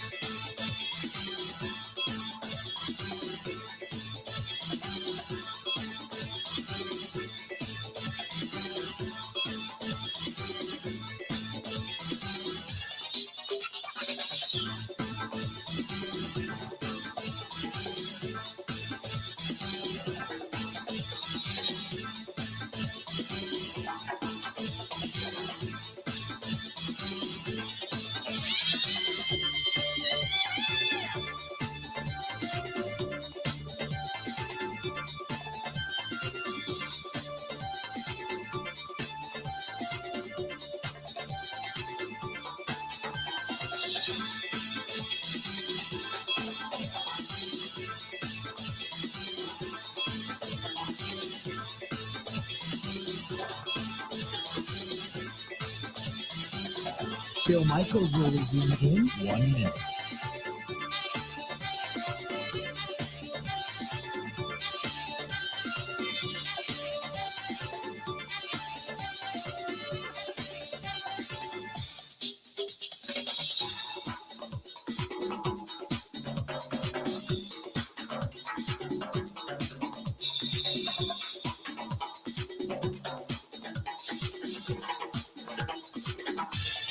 Bill Michaels will resume in 30 seconds.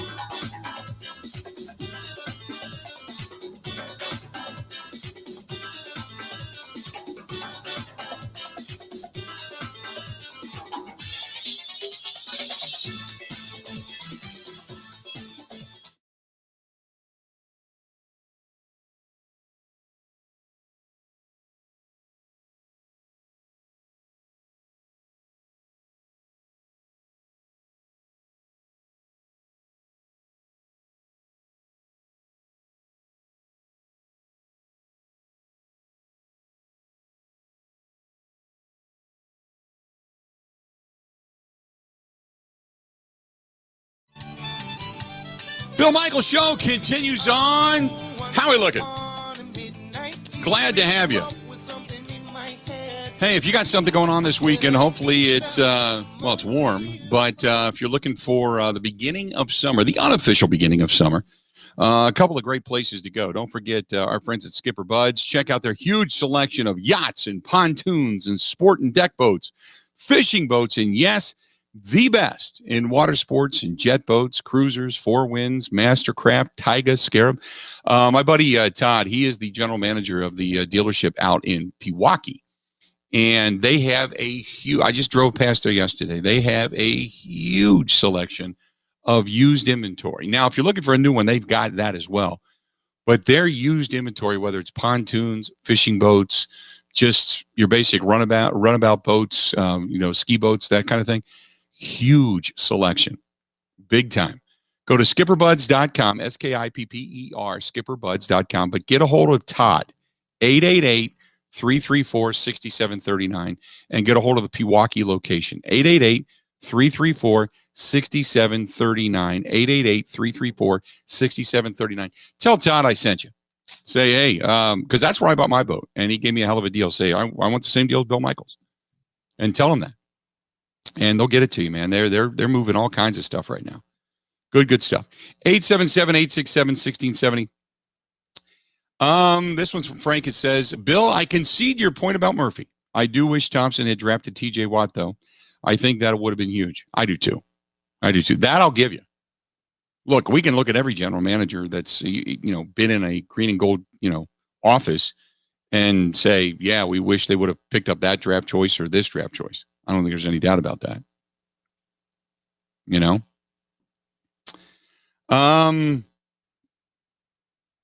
Steve also says the fact that this has not been settled since the NFC Championship game is truly foolish. Blame Rodgers for everything if you want. However, the sideshow still lays at the feet of Goody and Murphy. If not for them, then who?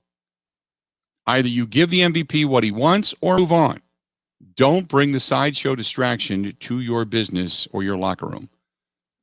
Then he says, I'm waiting for Goody to come out and pull the TLR and tell Rodgers I have an office and he has a locker.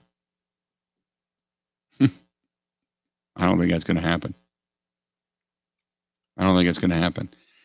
I don't know what's going to happen if they trade Rodgers away. I think there's going to be this microcosm of joy for some people to say, that's great. We're out from underneath a salary cap issue. Let the diva go. Don't let the door hit you on the ass.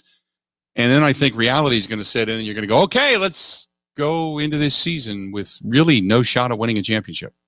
When's the last time that we looked at a season as hopeless when it came to winning a championship? And now, unless you trade Rodgers away, say to Seattle, and you're getting Russell Wilson in return, but when was the last time you looked at? Look, This is from Jesse. Jesse says, look at all the praise being heaped upon Jordan Love right now. Get rid of Rodgers because Jordan Love is ready. No, you have to understand coach speak. No coach is going to come out and say, yeah, this guy doesn't get it. This guy, he's a train wreck. Good arm, good physical ability, but no, he doesn't get it. Or what coach is going to come out and go, yeah, hey, you know what? Between you and me, he doesn't understand the offense. Yeah, between you and me, he can't throw anybody open. Yeah, between you and me, yeah, he can throw to guys in their shorts, but yeah, he really isn't that good. He's not as good as we thought he was. Oh, by the way, he's nowhere near as good as Aaron Rodgers is. What is Matt LaFleur going to say? Matt LaFleur is going to say, you know what? The guys that are here, I really like what Jordan Love has going on. The ball's jumping out of his hand. What the hell does that mean? What does that mean? If he came out and said he's as accurate as I've ever seen him, that's one thing. If he comes out and says, you know what? Rolling out, understanding the offense, he's got a better grasp of it and is even more, we'll say even more so ahead of the game than we thought he would be, I'm all in. My ears are perking up. But the ball is jumping out of his hand? The hell does that mean? Quicker release? Okay. But can he throw into a guided area where you're looking at Devontae Adams coming across the middle and you can throw to hit him in stride into the hole the defense is giving you and throw it before anybody else is there? Can you do that? Because he threw two guys in college. He could throw two open receivers, but it wasn't often that he was throwing guys wide open. That was one of the knocks on him, was he's not throwing into these tight windows and just leading guys. He's throwing to guys that are open and hitting them.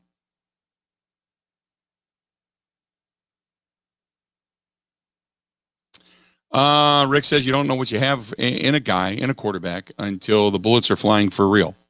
I completely agree. But you look, you could see behind closed doors when Aaron Rodgers was running the scout team, you knew he was good. You just did. You could see it. You knew what you had in Brett Favre. You could see it. He didn't need to go out on the field to start proving it. You knew what he had. I'm not getting that same, pardon the pun, love for the Packers' current backup quarterback. Let's go to Tom, listening to us in Stillwater, Minnesota. Tom, how you doing today, man? What's going on? Good morning, Bill. Hey, good news. I'm basically retired, which means every morning I wake up and one of the things on my list to do is to see if I can get on the Bill Michaels show. Well, that's awesome, man. That's a hell of a list. You may need more of a life, but that's a hell of a list. Well, you got to start somewhere in the morning, Bill. Right. Hey, listen, on the Rodgers adventure here, I think maybe where I would diverge from you in your thinking right now is, we're talking about Aaron Rodgers. We're not talking about Fred Rodgers of Mr. Rogers' Neighborhood. And what I mean by that is we all have, no one greater than me, but we all have our skeletons in the closet. We all have our ruptured relationships and all that kind of stuff. And so where part of Rodgers' argument loses traction with me is, he just has a history of whenever he's spurned or he's disappointed. He tucks tail and acts the way he's acting right now. I think back to the Ryan Braun incident and it's a long laundry list of ruptured relationships. We don't need to get into details because who really knows, but his family, all that stuff. Well, the family thing I understand, but the Ryan Braun thing was obvious. Everybody scampered away from Ryan Braun because of the steroid issue. Well, sure, but if you have a friendship with someone and they make a mistake, I think ultimately go back and say, hey, we all had buddies who made mistakes and maybe we made them, and people said, hey, you need to not do that again and clean up your behavior, and right. You forgive and you move on. So, that's where I disconnect. He has a history here of of behavior within his relationships. And I think I've got a good friend. I'm not going to name names, but professional hockey player and someone. We're talking like Hall of Fame type career. Mm-hmm. And his wife told me one time they were having a domestic spat, nothing major, but she said to me, Tom, you got to understand with these high level professional athletes, from the time they're 11, 12 years old, they're put up on a pedestal and they're held in high regard by perfect strangers. And she said, after a while, that gets in your head. Right. And, Rodgers has, he has the advantage of being a very talented professional athlete, making a lot of money, but he has a disadvantage of everything that he does in his life is held in the public. It's held up for public scrutiny. And so, that's fair. Then I think when we see, in my mind, it's fair to question when he's dealing with the situation he's dealing with now, that we go back and we look at his history and how he's dealt with past relationships and past disappointing situations in his life. And that's the point I wanted to make. Thanks, Bill. I'll call soon. I'm retired. All right, buddy. Talk to you soon. There you go. He drops off. You get on board 877-867-1670. I don't disagree with that at all. And certain athletes, especially superstar athletes, you can remain humble, but even the most humble, and I could probably say that the guy that I know that was probably one of the biggest stars, that is one of the kindest, most humble people. There's two of them that come to mind. One is Peyton Manning, and the other one is Cal Ripken Jr. Both of those guys are unbelievably humble, unbelievably appreciative, but both of those guys still know what their stature is and what their place is. They know they have the world by the ass, that everybody will kiss their ass. They know that. It's how you handle it, I think. In that knowledge is what can distinguish you when it comes to, we'll just say, for lack of a better term, and to use an Aaron Rodgers term, your character. Aaron Rodgers has never come out and specifically opened up about his relationships that seem to have been broken. He's never talked about it. Not that I know of. His family has. Girlfriends have. Some around him have. But he has never talked about it. And it's almost like once you make the list, you're done. He eliminates you in some way, shape, or form from his life. And that's why when I was asked yesterday, doing a couple of different interviews, that what's going to make this right? I don't know. I don't know if you can. I don't know what's going to make this right. By the way, ESPN reporting Atlanta Falcons have discussed several offers for the wide receiver Julio Jones, including an offer of a first-round draft choice. A first-round draft choice in return for the services of Julio Jones. And Atlanta, apparently Tennessee is a long shot to get him. But there is a team that has now offered a first-round draft choice for Julio Jones. So we'll see. We'll see if that actually happens. 877-867-1670. Give us a shout. Want to hear from you. 877-867-1670. Stay tuned. More of the Bill Michaels Show is next.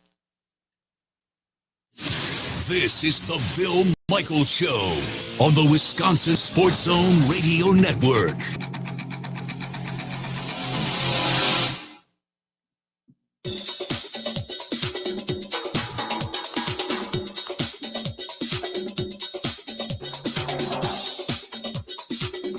Bill Michaels will resume in 3 minutes.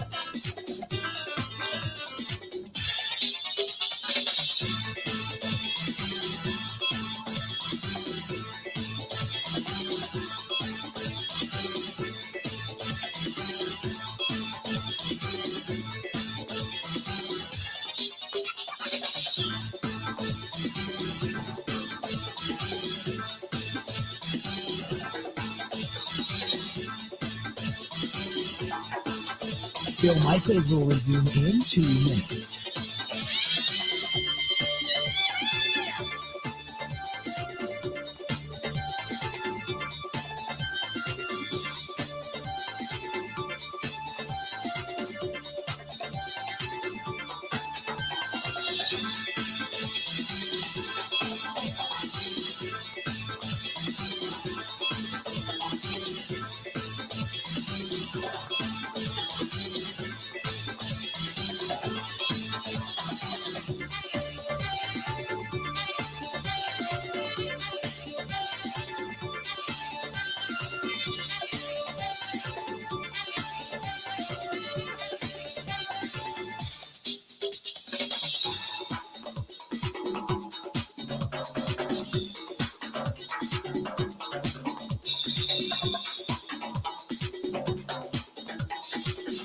Bill Michaels will resume in 1 minute.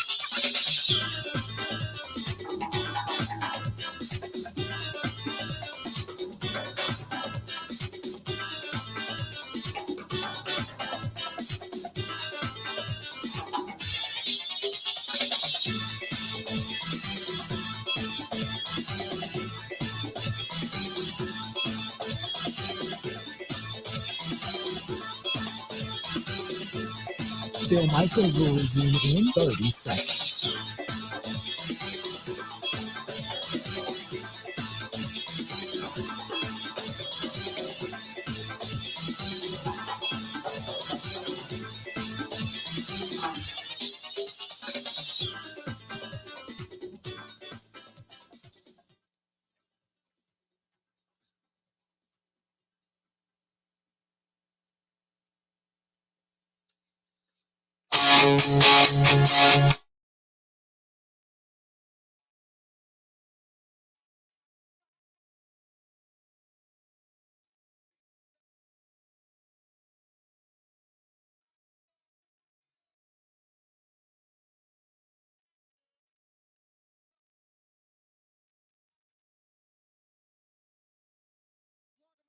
You got Lorenzo Cain, Willie Adames, Avisail Garcia, Manny Pena, Keston Hero, Luis Urias, in that order. Getting it going for the offense for the Milwaukee Brewers. As the Brewers today trying to bounce back after losing a couple to the San Diego Padres. They snapped the Padres' win streak the other night, and then they promptly turned around and lost 2 in a row, and the bats were relatively silent last night, only plating 1 run and leaving runners in scoring position yet again. So hopefully tonight, or today, this afternoon, is a little bit different. 877-867-1670. Hey, we got a big event coming up. And if you have not been a part of this yet, if you have not signed up yet, please do so. Please do so. Go to thebillmichaels.com. I just did it. I'm sitting here right now. Bam, pops right up. It says The Bill Michaels Show. You scroll down. Oh, there it is right now. It says register now. Win a tailgate with yours truly to Road America. Tickets, campsite, everything. You click on it. It's got a big IndyCar right there. You click on it. And you read, and you go down, and there's the Rev Group Grand Prix, IndyCar, coming to Road America, June 17th through the 20th. We want to set you up with race tickets, camping, a tailgate party for you and five of your friends. We're going to have some brats, some beverages from our friends over there at Quick Trip. You can catch all the IndyCar action as well. You can buy tickets and get all the race details if you want. You can click right there. It'll take you right to Road America. Take you right to the NTT IndyCar Series Road America event. It'll show you all the details, the race event, everything for Road America. However, if you want to scroll down a little bit further on the page, there it is right there. It says submit your entry. You enter right there. You get in there. You put in your email address. You bam. How we looking? Submit your entry. You click on it. You're like, oh, submitted. Oh, I'm so good. And then it puts in your first name, your last name. What city do you listen to the program? Give us your birthday, your address, all that kind of good stuff, your phone number. Submit your entry. Get it all together. Submit your entry. Bam. And you're registered. Then you're registered. And we're going to take somebody from Madison, the Madison area, whoever's listening to us in the Madison affiliate, La Crosse, Eau Claire, Viroqua, Wausau, Marshfield, Rice Lake, Menominee, Marinette, Shawano, Clintonville, Platteville, everybody. We'll take somebody from every one of those affiliates. 60, 70 people going to go with us. We want you to do this. If this is a great way for you to come and join us. And by the way, it's brought to you by our friends at Kunis RV. Go to Kunis, Kunes, KunisRV.com.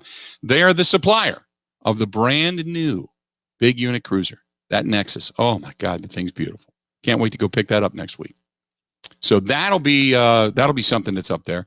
If you win one of these packages and you don't have a camper, you don't have an RV or anything, you can rent one from Kunis, Kunes, RV.com. But go to KunisRV.com. If you need to get around the track and you're looking for maybe a UTV, an ATV, a crotch rocket, whatever it is you happen to desire in the world of power sports, you can check out our friends at Road, Track, and Trail, roadtrackandtrail.com, the biggest power sports supplier in the world, for that matter, because they're so big, their inventory is enormous. But don't forget about them.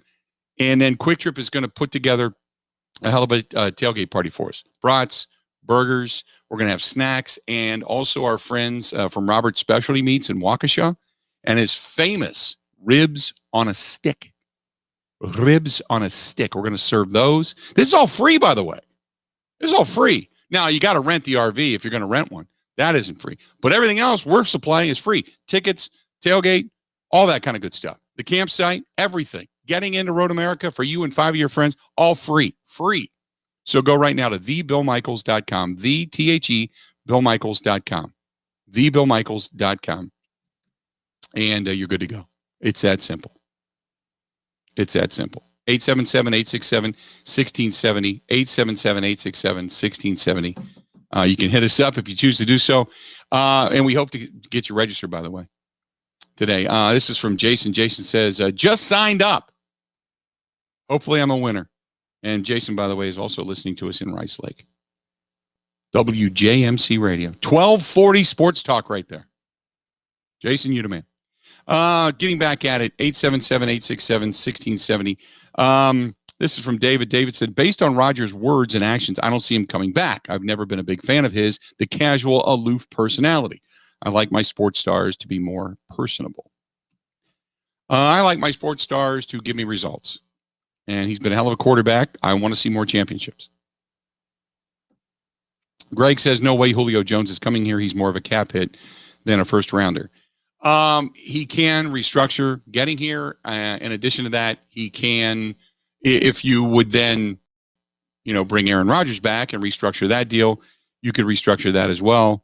And you can fit anybody in if you want to, but it's what you want to do.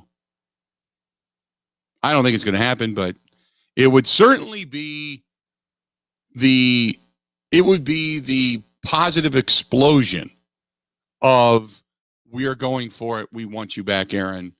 We're giving you your weapons. We're giving you your say. We're going to talk to you about all of this type of gesture, I guess, that maybe would bring Aaron Rodgers back. Otherwise, Aaron's saying, they're doing this, and I'm not coming back, and they're going to give all this to Jordan Love. Jeez, man, holy man. I mean, he could then whine and cry about it, saying that he's not coming. They're going to go out and make. Phil says, how much longer do you see the Brewers putting up with this lackluster offense to continue without making a change at hitting coach? I said I would have done it a while ago. I think had they continued to struggle in Cincinnati, I don't think Eddie Haynes makes it back. But they hit the ball in Cincinnati. They hit the ball in Game 1 against San Diego. They've been somewhat silenced yesterday. If the skid of offense continues now, then I think you really need to look at making a change. I mean, I thought so a while ago, but I would say even more so now. 877-867-1670. Hit us up. Bucks, Game 3 coming up tonight. How big of a game is this? More of the Bill Michaels Show is next.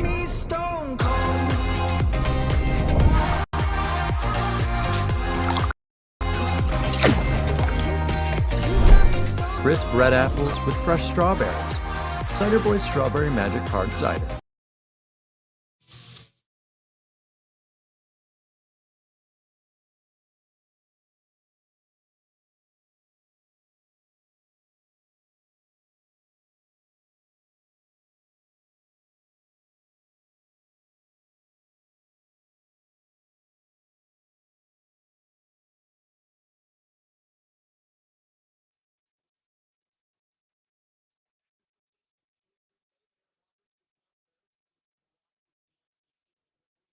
Rodgers reportedly told the team he does not want to return to them. It's left his teammates like Adrian Amos to answer questions about the situation and whether he expects the future Hall of Fame quarterback to return. Yes, I mean, I haven't heard him say anything other than that. So, I expect him to be. But like I said, I'm not going to go home and cry if, something else happens. I'm just playing it day by day.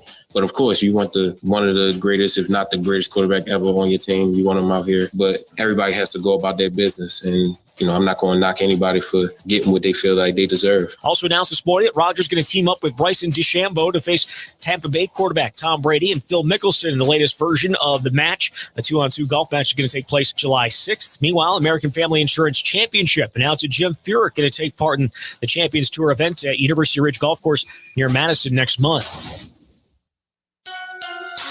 Rural Mutual Insurance, keeping Wisconsin strong. All business owners want the same thing, to make their business succeed. At Rural Mutual, they help that happen. As the third largest writer of commercial business in Wisconsin, they take the time to learn your business so they can properly protect you. Call your local agent today or visit ruralmutual.com. Rural Mutual Insurance, keeping Wisconsin strong. Well, the Brewers were 7-1 losers to the Padres last night, dropping them back to 500 on the year. The two teams going to face off again tonight at American Family Field. The team also announced it's relaxing restrictions on fans that have gotten the COVID-19 vaccine, including not making them wear masks at the stadium. Turn to the Bucks. They'll make their way to Miami today. It's where they'll face the Heat in Game 3 of their playoff series tomorrow. Milwaukee owns a 2-0 series lead. With this Wisconsin Sports Zone Network update, I'm Zach Heil.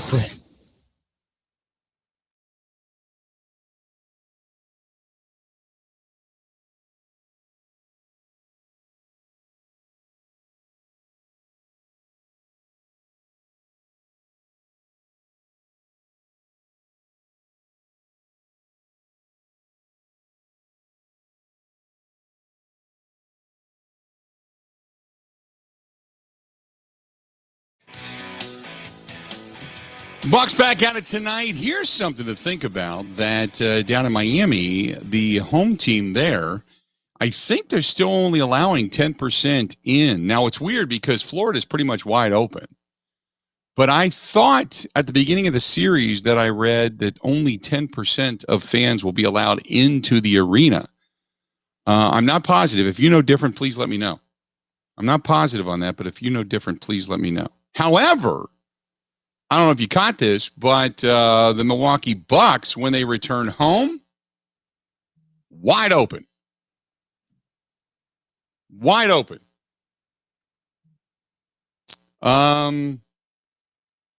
So Ben, now is that changed for down there? Is it are they letting everybody in down there at American Airlines Arena?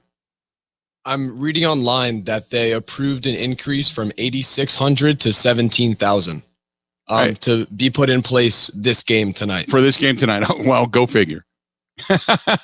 So, okay, there you go. So it's no longer the 10 or 20% of what it was. Now it's 17,000. What does that place hold, though? A place probably holds 18, 19,000, right? 21,000, I believe. 21,000. Well, 17,000 is still 21,000 is probably standing room only. So 17,000, you might as well just go to full capacity. Because I was down in Florida not that long ago, and you would not even know that COVID existed. There was nobody. There was a few people, maybe elderly or people that had immune issues or asthmatic issues. They were wearing masks, but beyond that, nobody down there was wearing a mask. Nobody, and their numbers have been pretty much stagnant with the shot and herd immunity and all that kind of stuff. So yeah, now 17,000 into American Airlines Arena. But when the Bucks return home to the Fiserv Forum, wide open. And the good news is that now you're on the honor system when it comes to the vaccination at American Family Field, because now that is wide open, full capacity, and that'll happen at the end of June, but you don't even need to wear a mask there anymore. Thank God.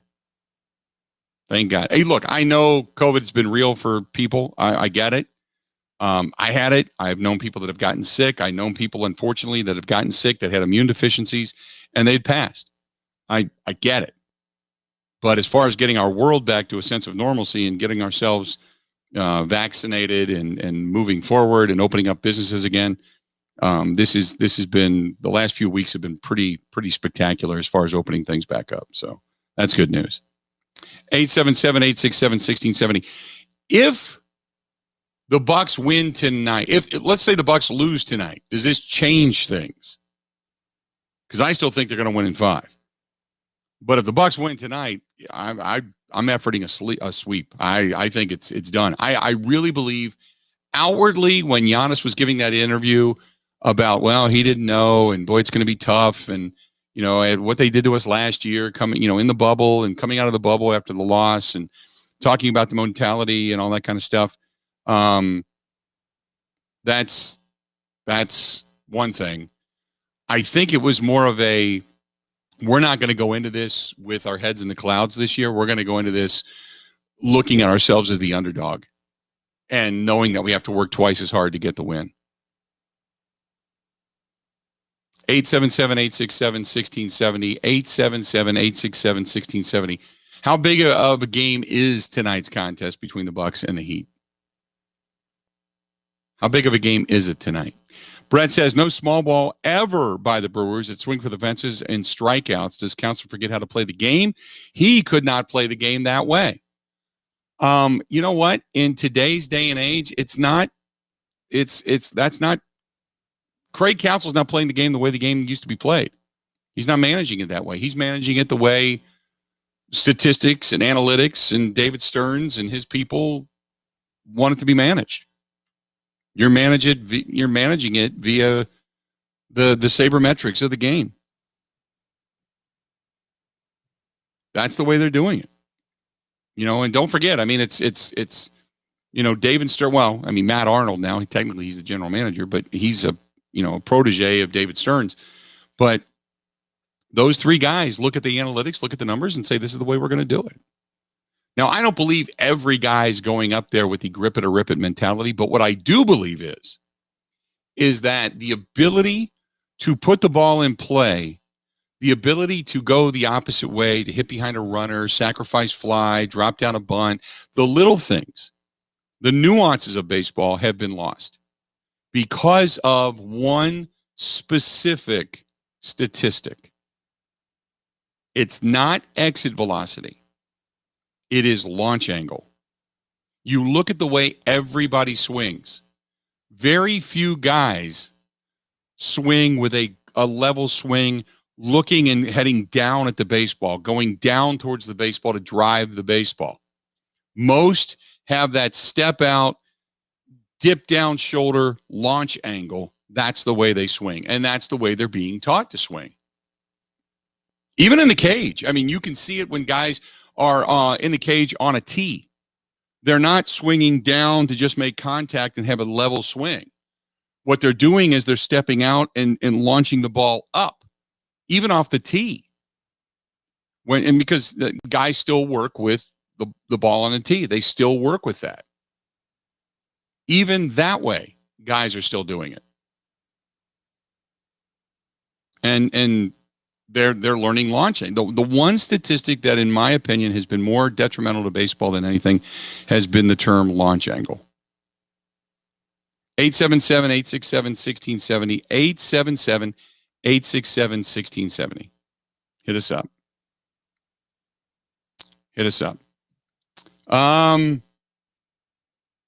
Sam says they did not shoot well from 3 in the first game, and they shot the lights out from 3 in the game. I think the truth lies somewhere in between, and I think they win the next 2 by 10 points or better each game, regardless of the fans in Miami. This one's from Kevin, who says, launch angle has ruined the game, but guys buying into it when they really don't have anything more than warning track power is what's detrimental. That's true, too. You're trying to make home run hitters out of guys that aren't consistent home run hitters. Home run hitters should swing for the fences. If you're a consistent home run hitter, you should. If you're a good hitter and you hit home runs, well, then you're hitting home runs because everything appears to be right. The pitch, the guess, the swing, the bat speed, everything comes together. But if you're just a hitter and you're not a hit for power guy, you should not be thinking of launch angle. You should be thinking merely of hitting the ball hard, because eventually that starts to fall. Eventually, those start to fall. Even if you're not having, like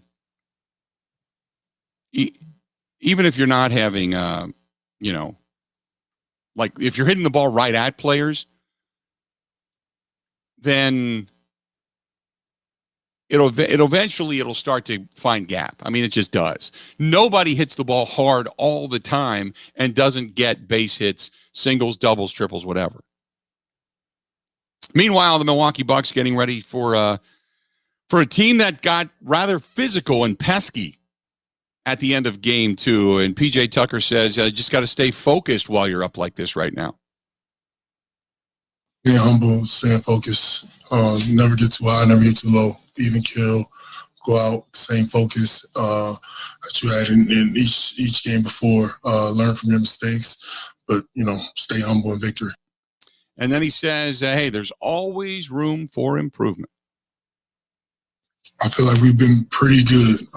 It's always room for improvement. Watch film today for an hour. There's still, clips in there, even after a game like that. There's still a ton of clips of, times where we didn't hit, times where we didn't do little things that we should have done. The percentage-wise is high, yeah, but there's always room. And Coach Budenholzer says that he thinks that the gradual increase in fans in still they're going to face a pretty full arena in Miami. He thinks it's going to help. I think the progression, we've played on the road in front of, whether it be 3 or 5 or 7,000 and now 9,000. And Oop. He died. Whatever it's going to be on Thursday. I think there's I think it's helped us adjust and just kind of fall back into a comfort zone of playing in front of people and all the energy and crowd that comes with it. PJ Tucker talks also about playing in front of nearly a full arena in Miami. I'm expecting just that. I'm expecting our fans to come out, support, try to help them get back in it. But it'll be exciting for us too, because we haven't played in front of a full house either. So there's nothing like going on the road, playing against 20,000 people going against you. There's no better feeling than coming out with victory on that. So it'll help us too. PJ Tucker, by the way, said, look, while the offense was hot, don't get me wrong. I mean, they were shooting threes and shooting the lights out and everything went extremely well. He said, look, it was the defense that led the way for the offense to really be that good. And that's what they have to concentrate on going into game 3. I think in those moments when you're actually making shots, that's when you got to keep reminding, like in timeouts, we just remind each other, the offense is rolling because we're getting stops. The offense is going well because we're playing defense. We're talking, we're communicating on D, and now we're getting out on the offensive end. It's the translation between that. So I think that's the main thing.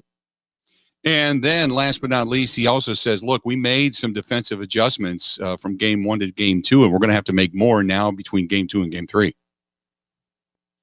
It's been okay. It's gotten better from game 1 to game 2. From game 3 to be able to ongoing. I feel like we learned from a lot of mistakes we had first game and corrected that in second game. And like I said, we'll have to do that again to be able to win game 3. So there you go. That is PJ Tucker and Coach Budenholzer talking about getting set for game 3 in front of fans in Miami as the Bucks tip it off later on this evening. And hopefully they walk away with another victory. I said Bucks in 5. Some of you said Bucks in 6. I get this sneaking suspicion that they're going to win the game tonight, but tonight's game is going to be a knockdown, drag-out game. I think if the Bucks are going to get a win, it's going to be a 1 to 3 point win. I don't think it's going to be anywhere near as easy as they had it the other night. And I think tonight is when you're going to get Miami's absolute best shot. Being down with your backs against the wall, 2 games to none, knowing you go to down 3-0, it's pretty much over. You are going to get Miami's best shot tonight.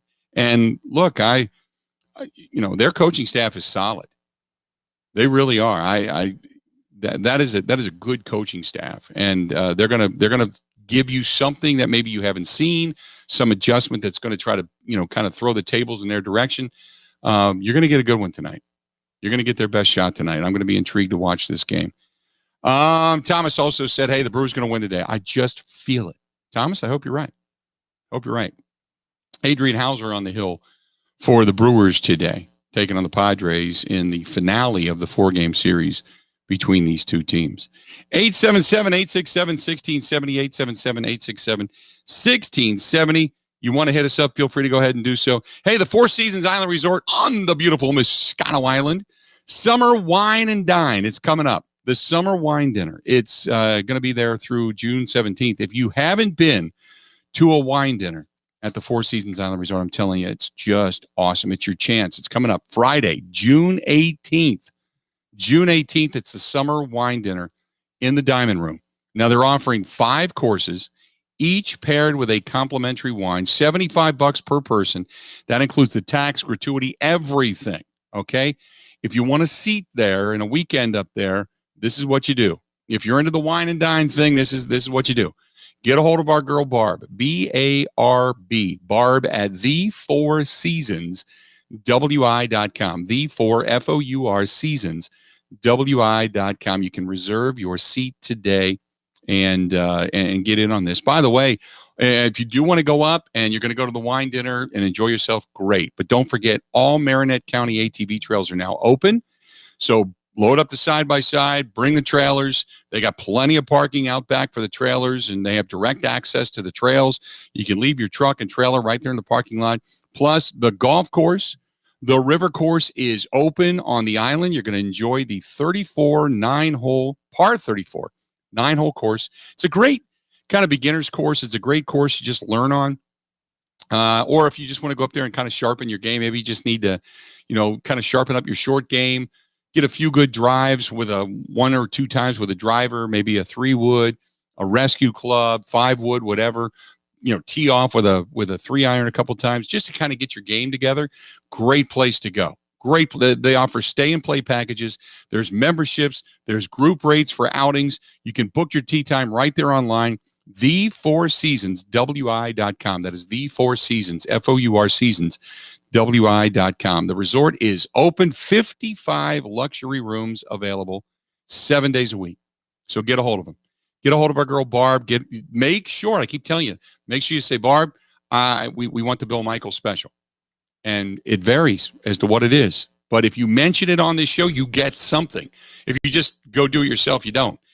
So go to Barb, B-A-R-B, at the4, F-O-U-R, seasons, W-I.com, the4seasonswi.com, and get a hold of Barb. You're good to go. Stay tuned. We got a lot more of the Bill Michaels show that is coming up. Going to get back into some Packers talk, but a lot of you chiming in on the Milwaukee Bucks as well. Brewers also. So we got everything in the pot, all stewing today. Stay tuned. More of the Bill Michaels show coming up next. Covering Wisconsin sports like a blanket. This is the Bill Michaels Show on the Wisconsin Sports Zone Radio Network.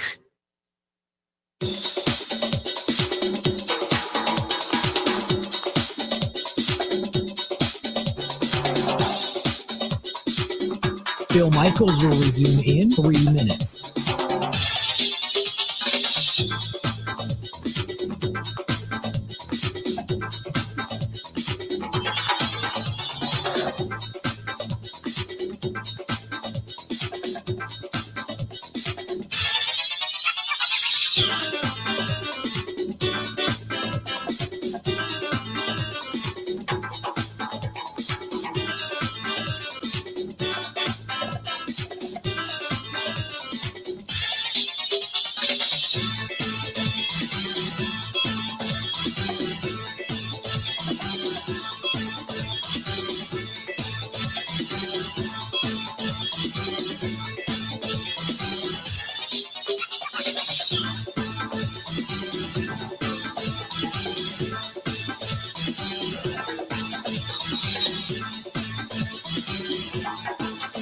Bill Michaels will resume in 2 minutes.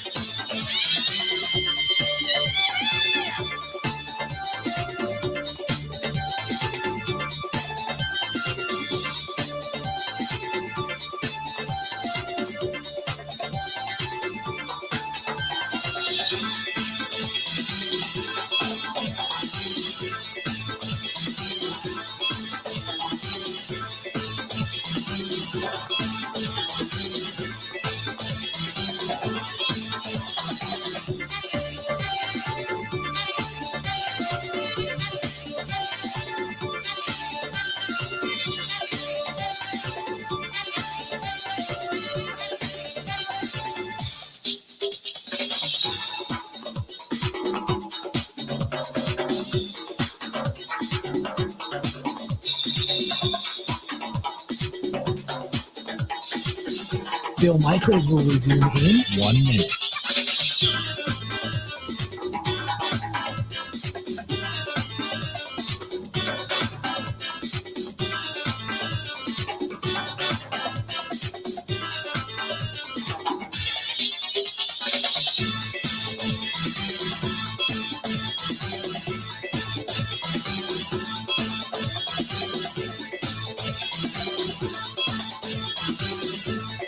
Bill Michaels will resume in 30 seconds.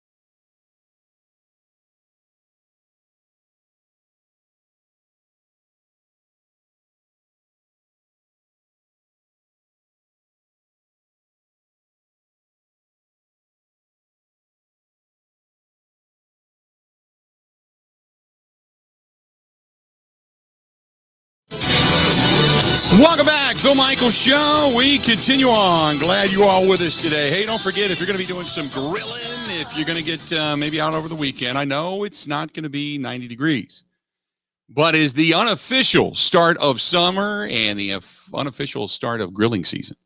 And that means you got to call our friends or get a hold of our friends at Scholze Family Farms. ScholzeFamilyBeef.com. That is Scholze, SCHOLZE, ScholzeFamilyBeef.com. From their family farm to your family's table.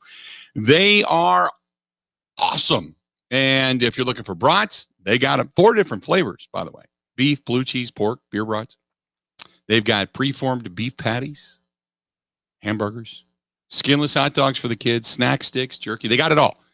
But if you're a griller, if you're like serious about your steaks, about your filet, about your ribeyes, about your New York strips, or maybe about your chops, the big grilling chops, whatever.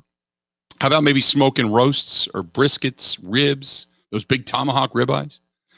They have the Fox Smokehouse barbecue sauce as well, and the salty provision seasonings. They got something for everybody. And being a family farm, they really do have that special touch.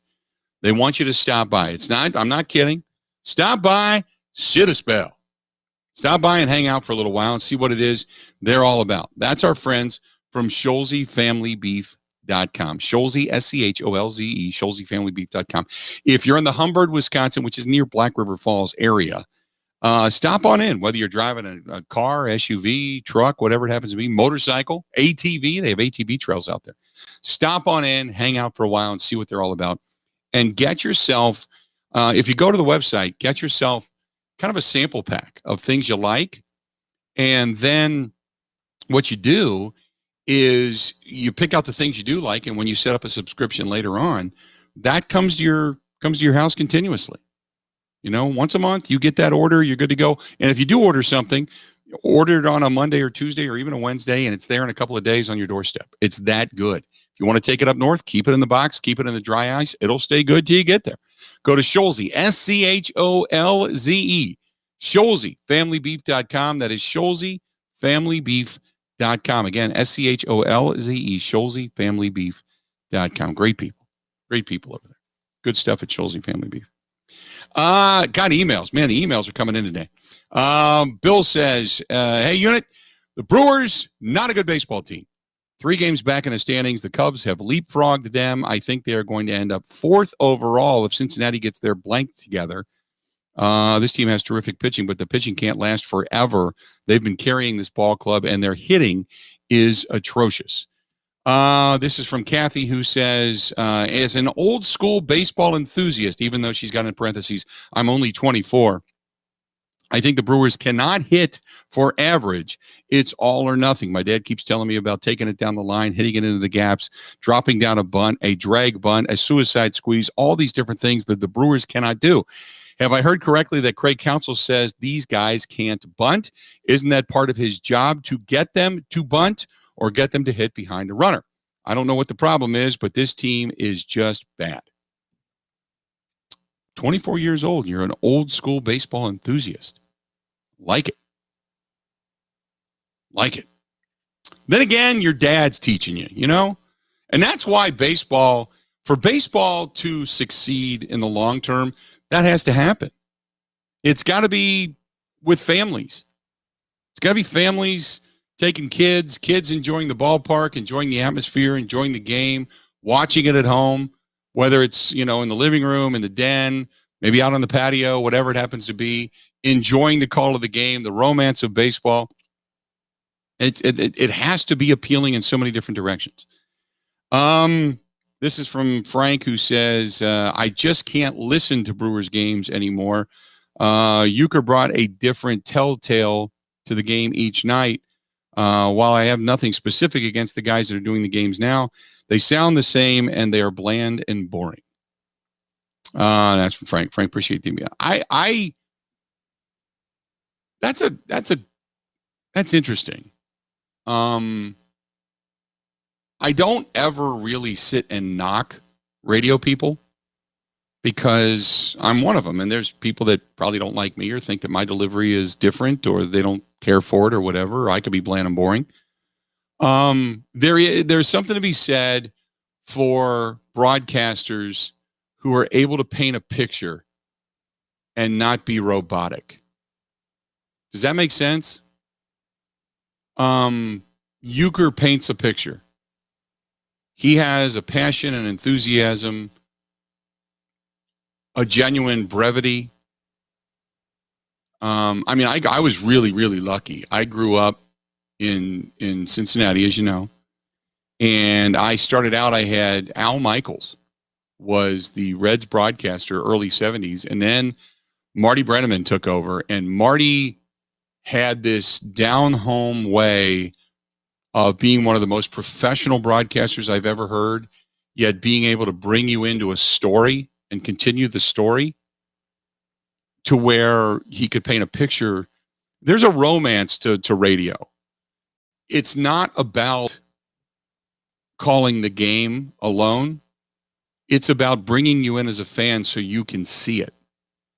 You can mentally see it. That's what the best broadcasters do.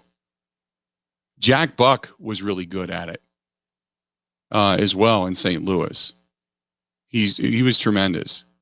But Euchre has a way of bringing you into stories, into clubhouses that a lot aren't. For those, you listen with a different ear. But for those that just give you the stats, give you the statistics, that's fine. You're calling the play. You're not as a listener. I listen because I want to know what's going on with the game. But I will say there is something missing when Euchre's not there. And I don't know if it's a comfort. I don't know if it's just you've gotten used to that. I don't know. But there's something to be said for bringing you into the game. Wayne Larrabee's very good at that. He can give you the direction. He can give you the colors. He can give you the passion. And I love that. Matt LePay is one of the best at it, calling Badger basketball and Badger football for that matter. Ted Davis is good at it. Ted Davis is good at weaving stories and quips and funny things into the broadcast and things that kind of make you think. I like that. We're very lucky in this area, but I am unbelievably blessed to have the voices that I've had in my life. I like to think, and I've taken a lot of advice from Marty Brenneman over the years. I've talked to Euchre about it in years past. I've shared comments before with Wayne, back in the day when I worked there and was part of that broadcast. So we are blessed in this area. And Rick says you just have to accept another voice. You have to accept it because it's there. You have no other choice. If you want to listen to Brewers baseball, that's you don't have another choice. unless you find the opponent's broadcast somewhere. You don't have another choice. But that doesn't mean that your go-to. There's, again, I think of my destination. There's a difference between a destination and a check-in. I check in on Brewers broadcasts when Euchre's not there. But when Euchre's there, it's a destination. It's, hey, I've got the grill going. I've got it on the TV. I've got the radio on. I'm outside. I've got a cigar. I'm sitting down. There you go. When he's not, I got everything else going, but I don't have the radio on. And it's not to say that Jeff Levering and those guys, they aren't good. And Grindle, they're good. I admit that. It's just not the same. That's all. And I don't know what that says about me personally, but I like the ability for somebody to drag me in mentally into a broadcast, because that's what radio is. Radio has to take you there. It has to. You have to be able to close your eyes and smell it and hear it and see what he's talking about. Whether it's the foul ball down the line where the guy tried to catch it, spilled his beer all over his wife or girlfriend, and you keep going back to it. They're still down there talking about it. They're finally getting wiped off. The ushers come down with a towel, and yet you're still weaving in the broadcast. There's an art to that, man. There really, really is. 877-867-1670. Hit us up. Well, that's a great topic. Appreciate you bringing that very much. Thank you so much, because that is a really, you are correct. It's different. Let's do this. We'll step away. We'll take a quick break. Come back. More of the Bill Michaels Show is coming up next. Covering Wisconsin sports like a blanket. This is the Bill Michaels Show on the Wisconsin Sports Zone Radio Network.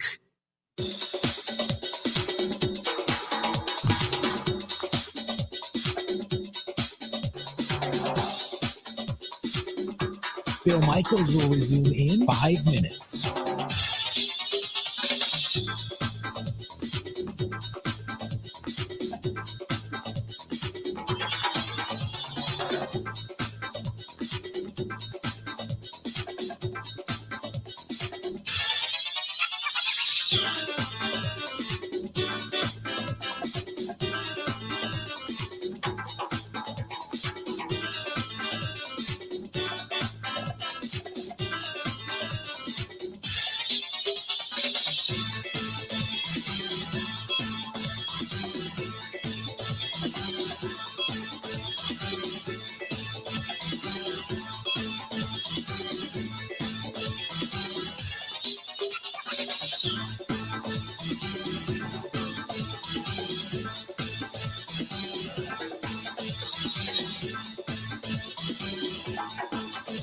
Bill Michaels will resume in 4 minutes.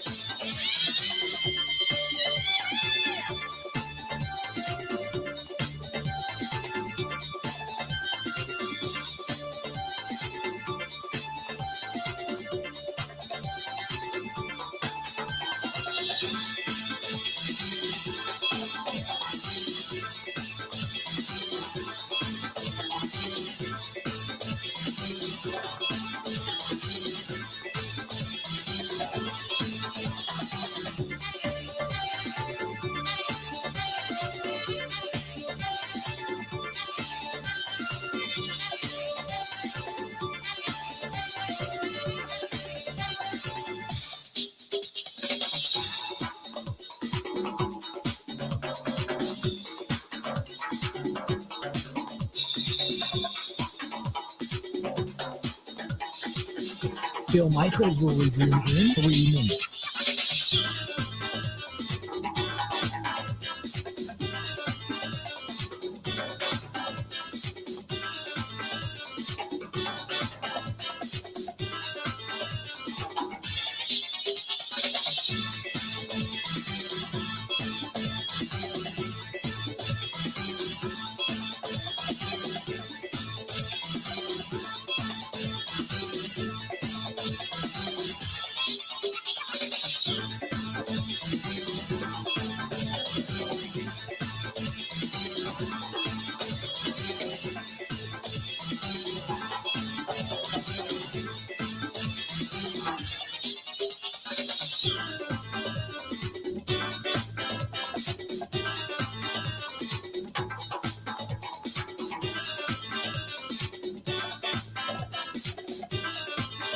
Bill Michaels will resume in 2 minutes.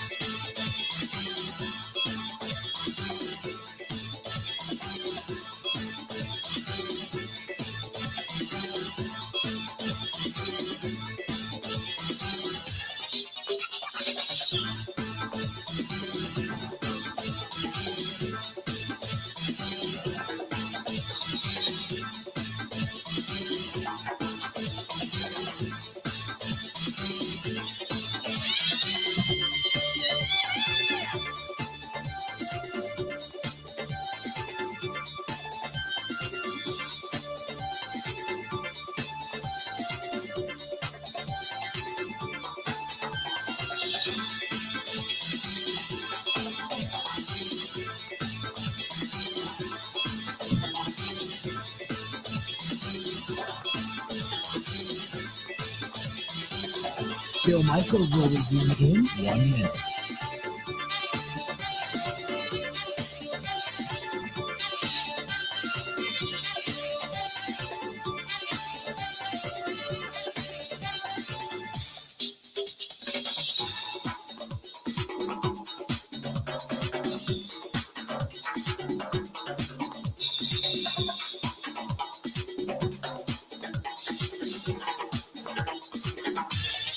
Bill Michaels will resume in 30 seconds.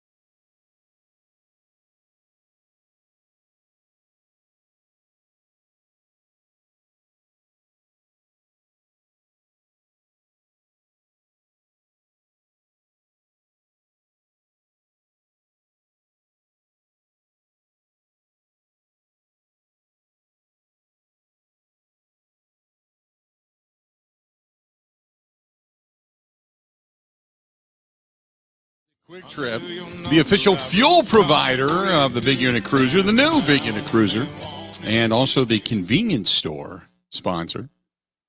And glad to have them on board. As always, Quick Trip's awesome.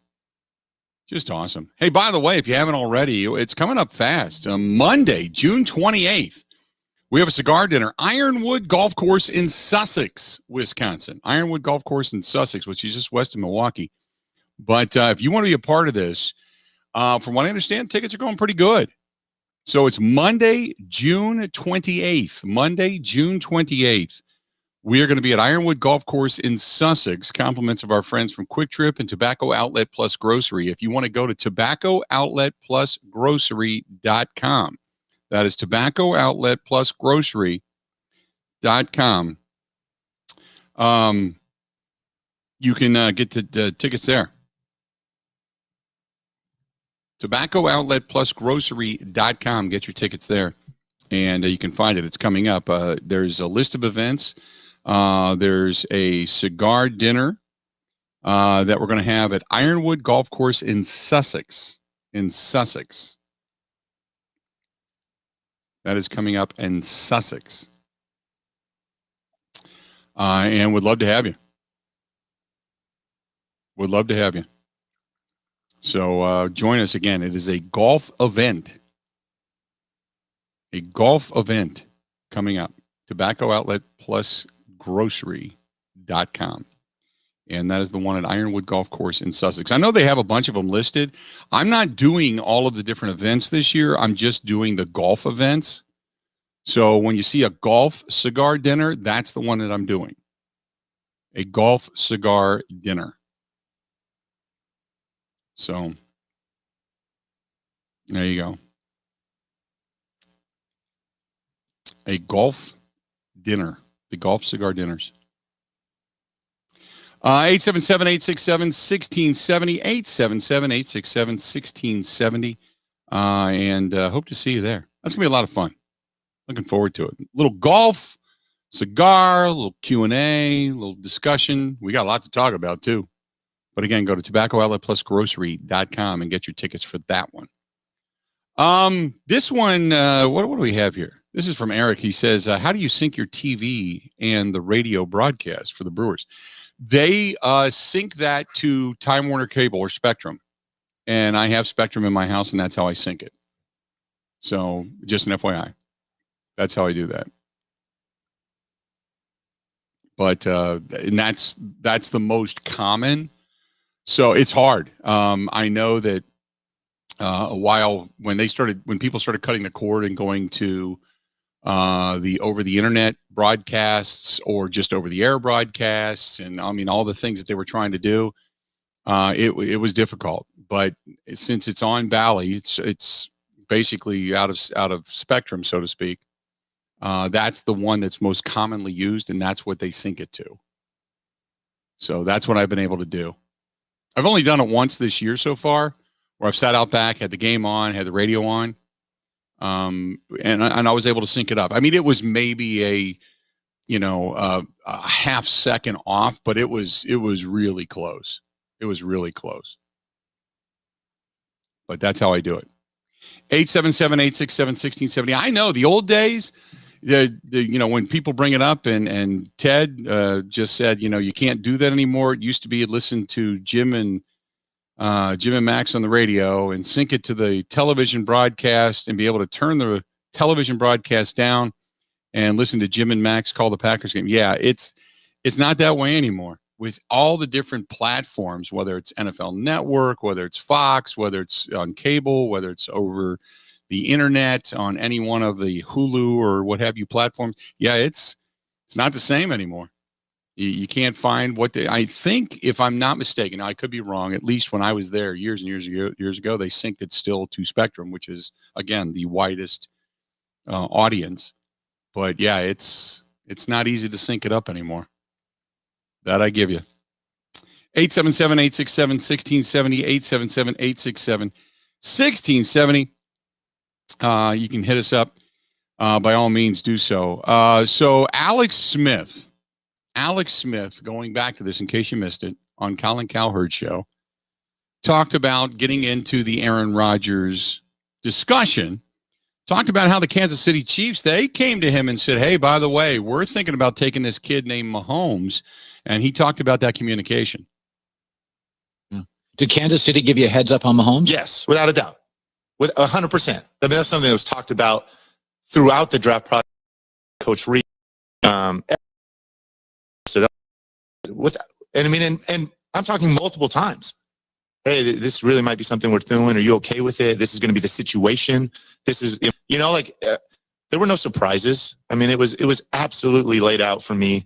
And I think that all helps, that when that stuff's communicated, it does make a difference how you treat people. So then when they got into the discussion, Aaron Rodgers, and this is what's going on in Green Bay. And so, what do you think happened when it comes to the organization and Aaron Rodgers and how it got to this point? Here's what he said. Surprise? It's inexcusable. It's absolutely, I think. What do you mean? How they ever got to this point. I mean, Aaron's been there 16 years, what he's given to that organization and been there. And for them, I think to what happened last year during the draft, and I haven't talked to Aaron about this, so I don't want to put words in his mouth, but clearly to watch the interview and him talk about it's about the people. And it is, and Aaron's been there that long, and I don't think it was the fact that they drafted Jordan Love in the first round. I mean, I think it's the fact that how do you have a guy like Aaron and you don't go make sure beforehand, you aren't going out of your way to make sure that he knows that he's loved, that they want him there, that we may be taking a quarterback in the first round. We want to make sure you're okay with it. This is maybe what we're doing. We're thinking, how you haven't treated him the right way leading up to that, and to the fact that, from my understanding, it's kind of like it was a bit of an unknown, a bit blindsided. You go from potentially thinking you may be taking a receiver, you're thinking you're a move away from the Super Bowl. Right.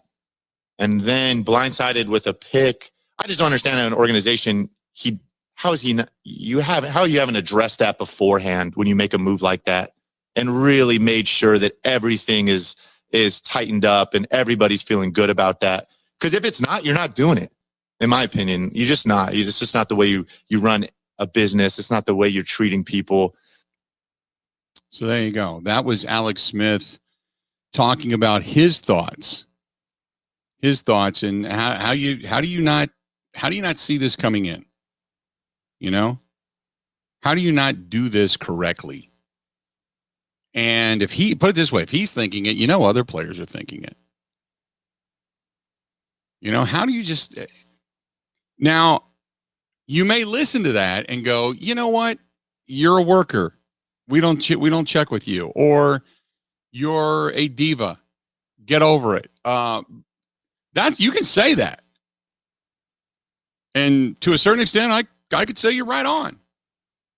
Right, but that doesn't change reality. That doesn't change reality.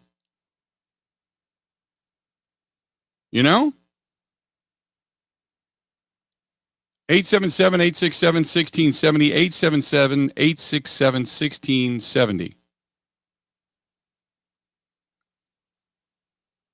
This is over on Twitter, and it's Packer fan Dave, who says Aaron Rodgers needs a thicker skin.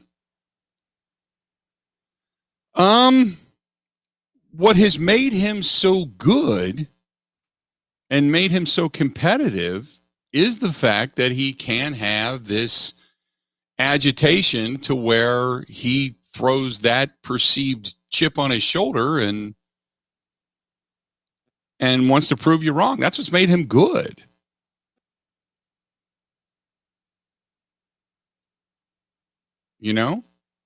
Michael says, I'd like to see former players chiming in to run a franchise someday and see how they do. Some will fail miserably and others will succeed. Running an organization there's a lot of facets to it. And being a general manager is having good people underneath you. Any managerial position, if we've all worked for this guy, the guy that tries to do everything, that keeps you under his thumb. Any good idea that's brought up, he'll shoot down, but he'll make it his own and then take credit for it. We've all worked for that guy, or girl for that matter. That dominating person that just thinks they know it all and you're just there to serve them. And, they'll let you know if you can take a vacation. They'll let you know if we need your help or assistance or input, otherwise, but yet when the crap hits the fan, they're going to run to you to come in and work 24/7 because you got to get the job done. When damn well it's them who screwed up and they couldn't handle the job to begin with. We've all worked for that guy.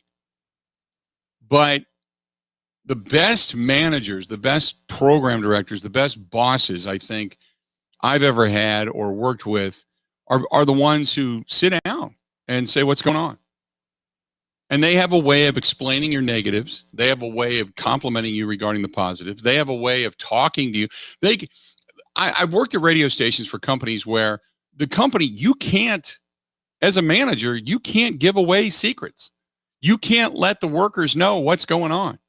You may have something big coming up, but you can't let anybody know about it. But they can still make you feel like you're in the know. And you appreciate that. So when something happens and you say, hey, we got this going on, I kind of alluded to that, this is what the decisions are. You can walk up to that person and go, okay, look, I get it.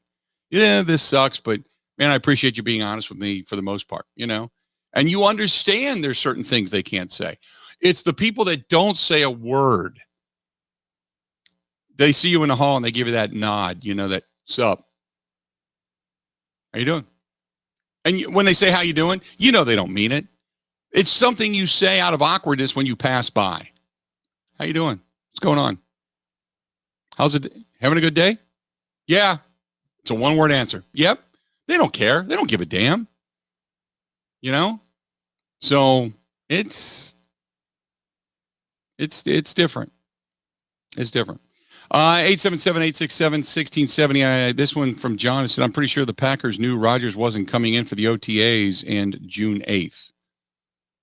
Well, June 8th is when it gets real, is because that's when the mandatory workouts are taking place, and that's when the fines start. So we'll see what happens. Cross your fingers that he's there.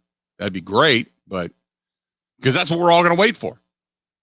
We're all waiting for the plane to come from La La Land or some beach house in Malibu that's going to land at Austin Straubel, and we're all going to jump for joy if we see that flight is actually taking place. And if it's not, then we know he's not coming. And now's when it gets real, because now he's starting to lose money. Not that he's going to care, but I think everybody cares about money. But when the fines start for real, now we know. Okay, this is serious. He's not coming, and no more is this about money or what. This is about, I'm leaving my teammates high and dry. I'm pissed off at you. I'm not coming. I don't know what's ever going to bring me back, if anything. That's when it gets real. Stay tuned. More of the Bill Michaels Show next. Ready? This is the Bill Michaels Show on the Wisconsin Sports Zone Radio Network.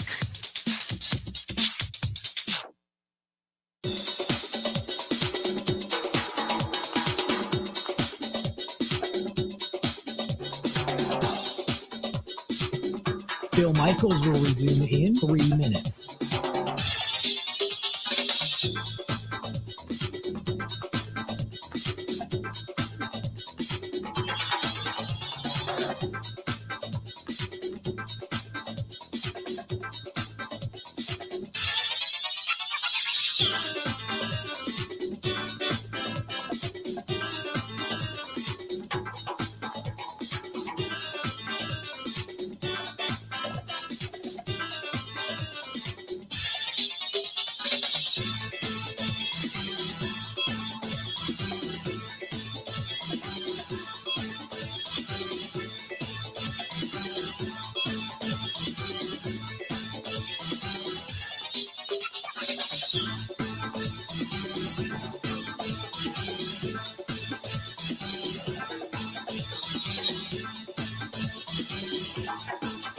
Bill Michaels will resume in 2 minutes.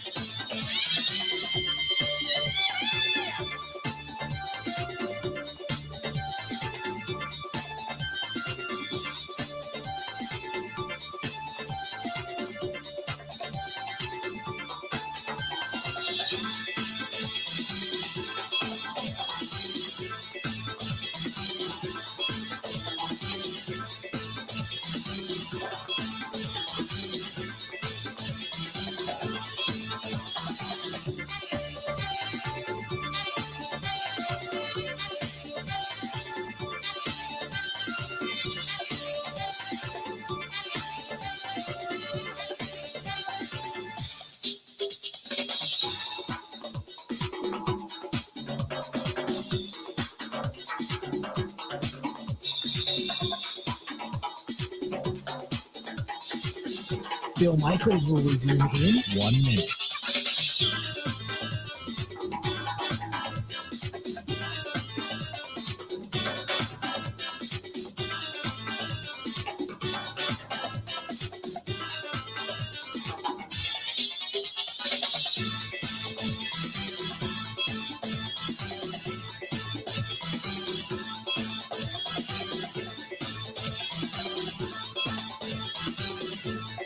Bill Michaels will resume in 30 seconds.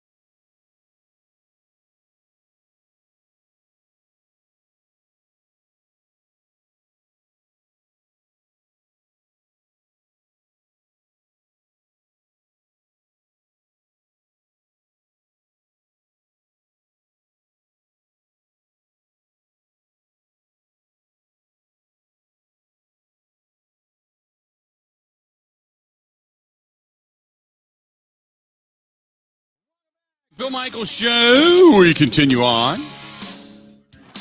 Thanks for joining us. Hey, a reminder, we are putting together a hell of a party. We are inviting you to hopefully be a part of it. We're putting together a hell of a party. Go to thebillmichaels.com. Road America, the NTT IndyCar Series Rev Group Grand Prix, presented by AMR, is going to take place June 17th through the 20th. The cars are going to roll in, the practice on the track, the time trials, all that kind of good stuff. And, IndyCar is going to get really big after this weekend. Remember, this weekend, Indy 500. Got some Indy 500 action going on. So they're going to start to gain in popularity. You're going to want to get in on this because there's two huge races coming to Road America this year. One is obviously IndyCar. The other one is going to be NASCAR. And NASCAR is, tickets-wise, you can always get tickets. But as far as getting parking and such on site, it's pretty much gone. It's gone. IndyCar's open a little bit. But we have exclusive access. We can give you, on this station, on this network, if you're listening to us right now in Eau Claire, Sports Talk 105.1, or maybe out in Wausau, ESPN 98.9. How about Rice Lake? How about Menominee Marinette? Our faithful WMAM up there, Menominee Marinette, AM 1240. We can give you exclusive access. So think about this. If you want to go to the race and you want to be a part of a hell of a tailgate, right now you can win the access. Go to thebillmichaels.com. That is thebillmichaels.com. We want to set you up with race tickets, a campsite, and a tailgate party for you and 5 of your friends. We're going to down some brats, some beverages from our friends over there at Quick Trip. Quick Trip, the official fuel provider of the brand new big unit RV, the Cruiser. And we're going to kind of debut that as well from our friends at Kunis, K-U-N-E, KunisRV.com. Catch all the IndyCar action, roadamerica.com to see all the information about the race action. But go to thebillmichaels.com, M-I-C-H-A-E-L-S, thebillmichaels.com, and go to the website and then scroll down. You can see the IndyCar placard right there. Get all the details and sign up to register to win. Tickets, camping, tailgating, all of that with yours truly from our friends at Quick Trip, our friends at Kunis RV, K-U-N-E-S-R-V.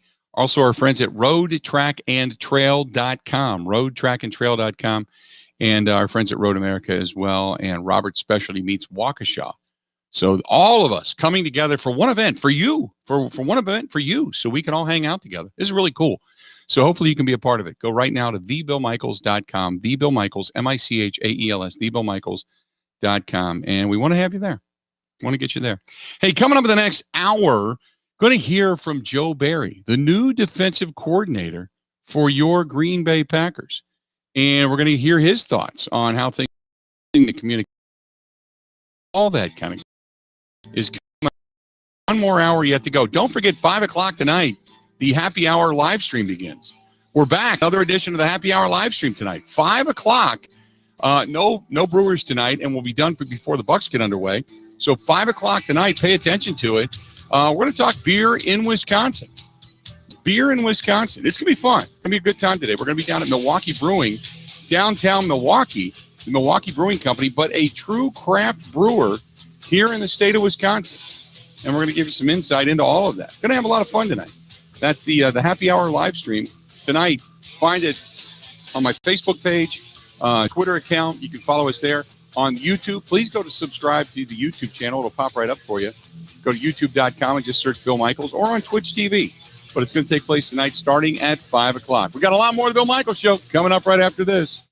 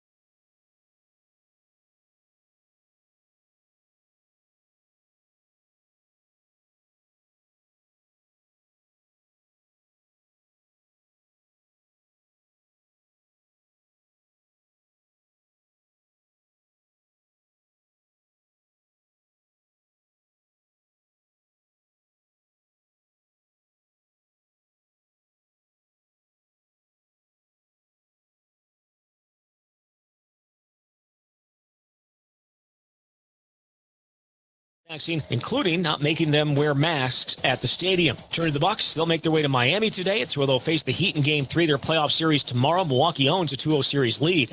With this Wisconsin Sports Zone Network update, I'm Zach Heilprin.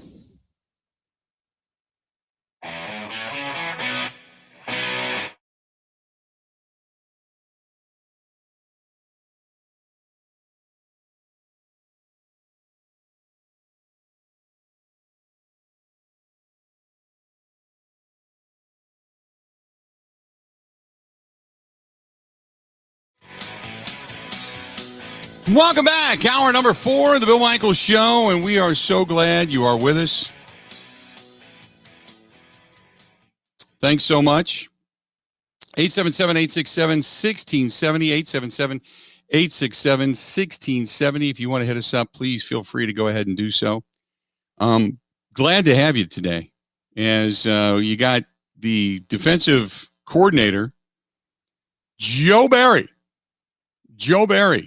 Speaking really in depth for the first time and getting a chance to get kind of a witness to the guys around him and some of the players that you're taking a specific look at when it comes to the Green Bay Packers defensively and how much better they are going to get this year, hopefully. First of all, he talks about how he thinks Chris Barnes and Kamal Martin look at the middle linebacker position. Well, I mean, obviously those two, but, OB and Ty Summers are playing inside as well. So, that's been the best thing for us is we had a handful of guys in here last week. But this week, we're almost at 100% attendance. So you guys know that, I always use I try to correlate it's, a teacher is nothing without their students. It's the same thing for a coach. A coach is nothing without his players. So, and teachers love to be in the classroom. Teachers love to have that interaction with their students. Well, coaches are no different. So, to have everybody in the building and to have them all here, specifically you asked about Kamal and Chris, but to have everybody here and, we're only 2 days into it, but we've had 2 great days. We had a meeting day today. And then we'll get after it one more day on the field to conclude the week, but it's been great. So he talks about OB, meaning Oren Burks and Ty Summers. Kamal Martin and Chris Barnes, those two guys really came on last year. Remember, they pretty much displaced Christian Kirksey as a starter. They got that good, but Oren Burks has just been, Ty Summers was 7th round draft choice, and he's been really good on special teams. But Oren Burks was looked at as a guy that they really wanted to come in and solidify himself as a sideline-to-sideline tackler and linebacker. And he hasn't broken through. Barry was also asked how will he hopefully get kind of his new defense installed before the full start of training camp. It's obviously a process, and the last 16 months or so, part of the process unfortunately has been, Zoom. We've had to kind of incorporate that into our off-season process, which, we as coaches, we're always going to find ways to make it work, and we've made it work. But there's nothing like, as I mentioned before, having the guys here in person. So it's great to be able to meet with them because, obviously you guys have been dealing with the same world that we've been dealing with. It's to have that in-person interaction, whether it be in a meeting, obviously to be able to have that interaction that you have when we can actually physically go out on the field with the guys. It's all part of it. So the process has been great, but bottom line, it's just great having our guys here in the building. And, we have a series of time that we take during the day that we have. Obviously we have meetings, then we have walkthroughs, and then we're able to go out and do some teamwork against each other. And that's been phenomenal. So I love where we're at. Like I said, we're only 2 days into it. We'll get our third day tomorrow. We'll get another 3 days next week. So it's really been good. I'm really very, very pleased, very happy with where we're at right now. So Joe Barry was asked, okay, looking at your defense, looking at your defensive backs, who is going to play that star position, that nickelback position? When he was with the Rams, it was Jalen Ramsey. Who is that guy on this current Packers roster? Last year when I was in Los Angeles, Jalen just, he kind of part-timed it. We were able to put him in there in certain game plans or certain calls or certain situations.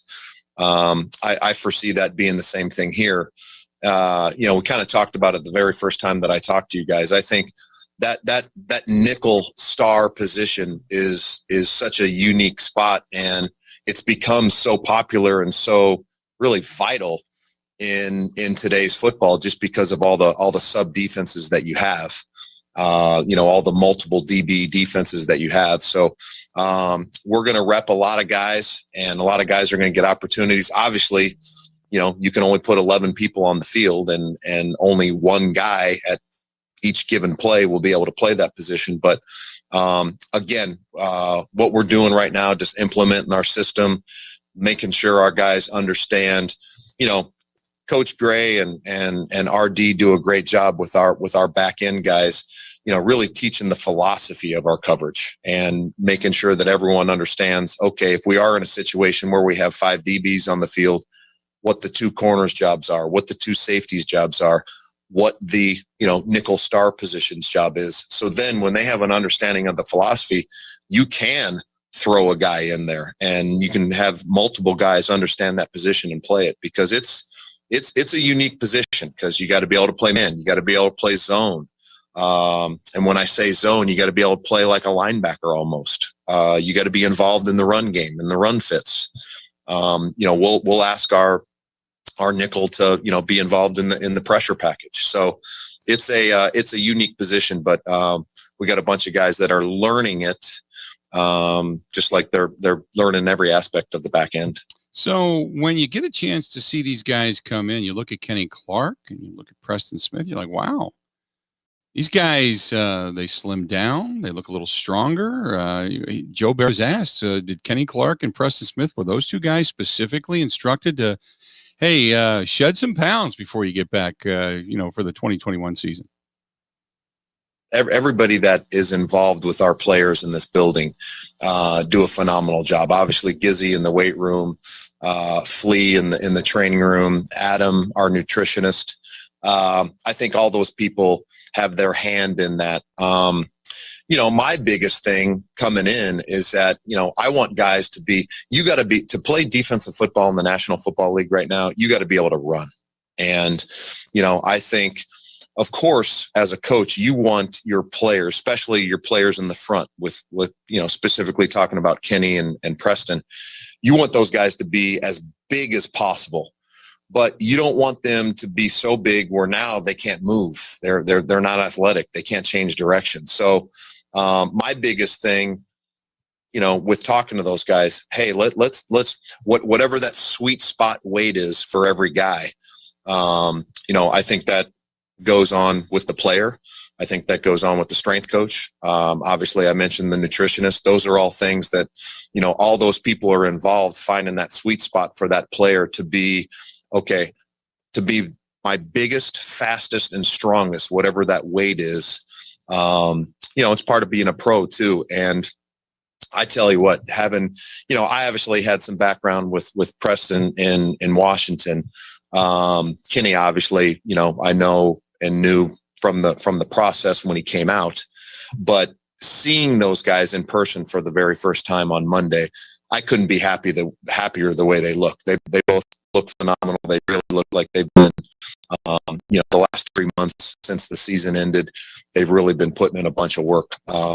As with everybody, I mean, it was our guys have been working, and that makes you feel good when they come back in, even though they're not here, and we want them here. Like, as I mentioned, as a coach, you want everyone here. But seeing all those guys, they all look great. They've really been putting the work in since they've been away. That's an interesting comment, that you want them as big as they can possibly be, but you want them in the sweet spot because you want them to be able to run. To play he didn't say to play defense in the National Football League, you needed to be more physical. He didn't say you needed to hit harder. He didn't say any of that. He said you need to run. You need to be able to change direction. So what they're trying to do, they told in other words, in a very Cliff Notes version, slim down. Get down to a weight that you can move. Because as big as we want you to be and as strong as we want you to be, you got to be able to run. You know, it's one thing if you're going to stalemate and fall down on guys. It's another thing if you're actually going to run. And we want you to move. It's and a nose tackle, that's usually the big PHAT, the big fat position. You know, remember John Madden used to say it all the time. You know, that guy's fat, PHAT. You know, okay. Big fat guy. There's a big fat guy up front. And that's what you wanted because they were just fire plugs in the middle. And now you want them to be able to not only be fire plugs, but you want them to move. So you want them in that weight sweet spot. He also talked about the importance of his coaching assistants, being able to get all of that new terminology, the Barry defensive playbook to his guys. It's huge. You know, I think, that was, again, I'm a big, process guy. Obviously the early part of our process, when I came in here was, you have to implement the system, and the first people that you have to implement the system to is the assistant coaches, because again, they're the ones, obviously we're all involved in that translation to the players, but our assistant coaches do a phenomenal job. Jerry and Mike, obviously with the front, KO with the backers. And then, as I mentioned before, OG and RD with the back end. So it's vital. Those guys do a great job. And, defense, I think football in general, guys, whether you talk offense or defense, it's basically somewhat similar no matter what system you're in. But it's terminology. Terminology is the biggest thing. There's things that we're going to do that they did last year, but maybe they called it oranges last year and we're going to call it apples this year. Well, it's getting that translated. And then there's some things that they've never done before. It's brand new. And we got to teach it to them. We got to teach them the philosophy. We got to teach them the technique. Obviously, the terminology. An assistant coach plays a vital, huge role as a position coach in that. And again, like I said, I couldn't be happier with the group of guys that we have on the staff. So there you go. He's talking about getting all that terminology out, even though some may look the same. It's called something different. Now, Jair Alexander, a no-show for the OTAs. But Kevin King reported, and we know what happened to Kevin King in the NFC Championship game, and he was asked to give his thoughts on Kevin King and the new rookie, the rookie corner, Eric Stokes, are both in camp right now. Kevin's been great. It's just great having those guys around, having them in the building. With these veterans, it's completely voluntary. We're in the voluntary stage of this, and it's great having Kevin here. I'm excited about him. I've always been a fan, loved him when he came out. So, we obviously did a lot of work on him at the previous place I was at. So, very happy to be working with him and have him present here. It's been awesome.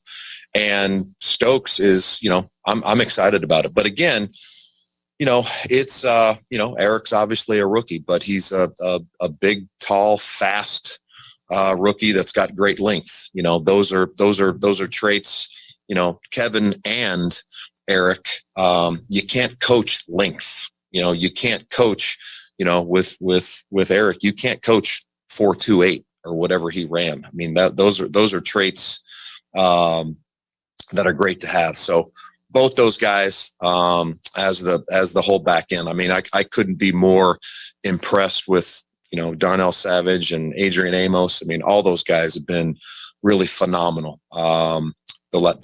This week. So I'm very excited with where we're at. He was also asked on evaluating who is going to be on that defensive line, the depth there with, the Smith brothers and obviously Rashawn Gary and Kenny Clark. But how does he go through the process? Who is going to be a part of that process when it comes to the defensive front? Usually up front, the defensive linemen, the pass rushers, those are usually the positions that do, you have a little bit of a rotation. Obviously a little bit different than, when you get back away from the football, not much of a rotation, for example. But, in today's NFL, you can't have enough guys that can rush the passer. And to have Za'Darius, to have Rashawn, to have Preston, and then we'll wait and see, who that fourth and fifth guy is that will be coming up out of the ranks. But all three of those guys, I'm excited.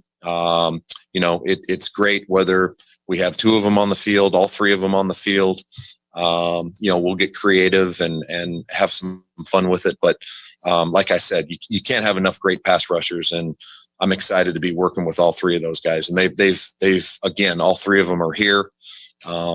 Again, I'm basing everything just off, the last 2 days, but all three of those guys are in a great place. They look great. They've been working their butt off since they've been out of the building.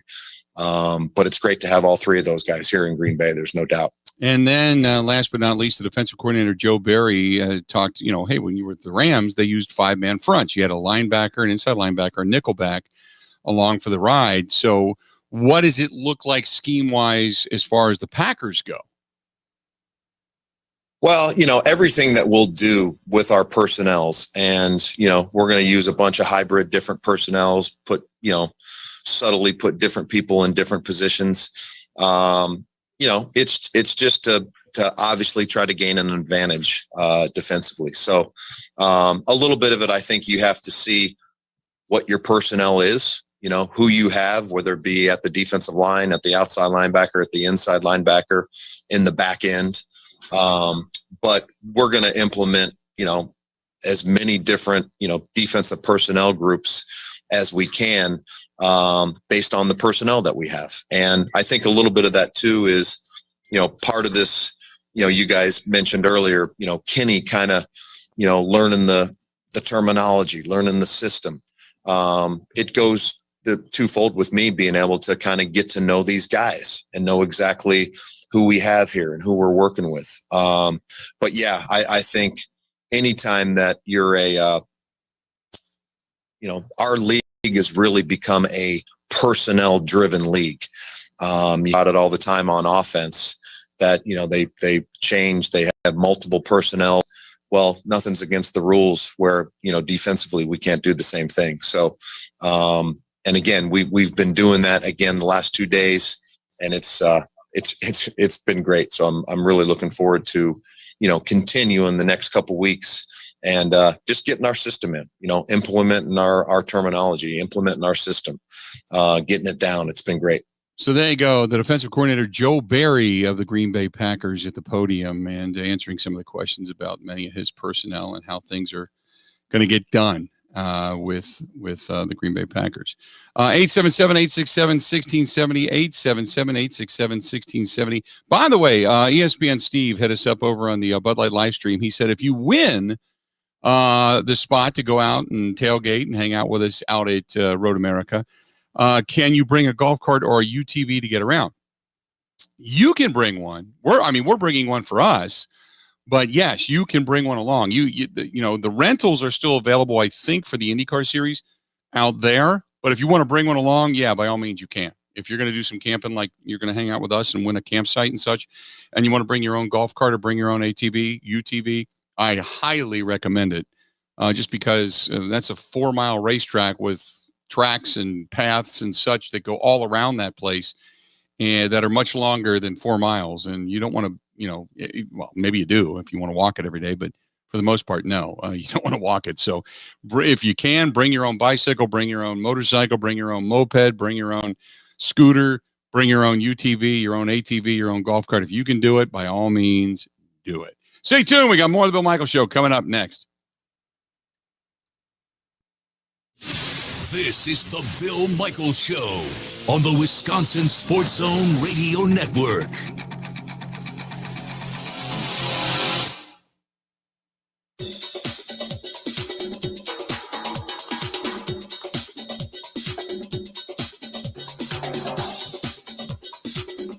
Bill Michaels will resume in 3 minutes.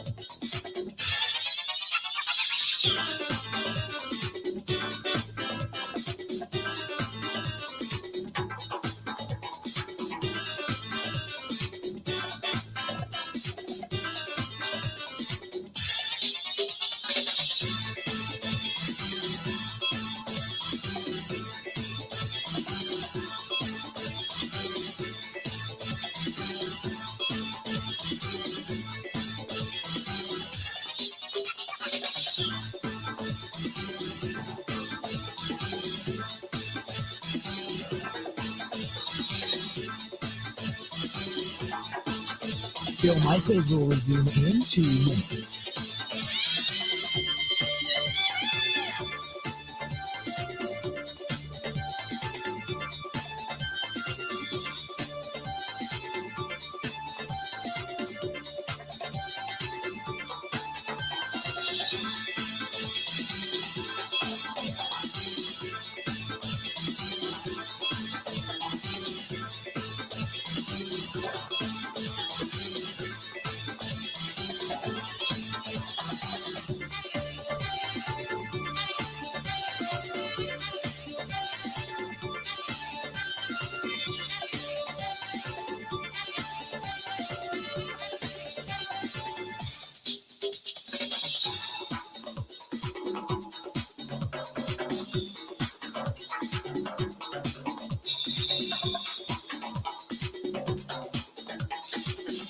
Bill Michaels will resume in 1 minute.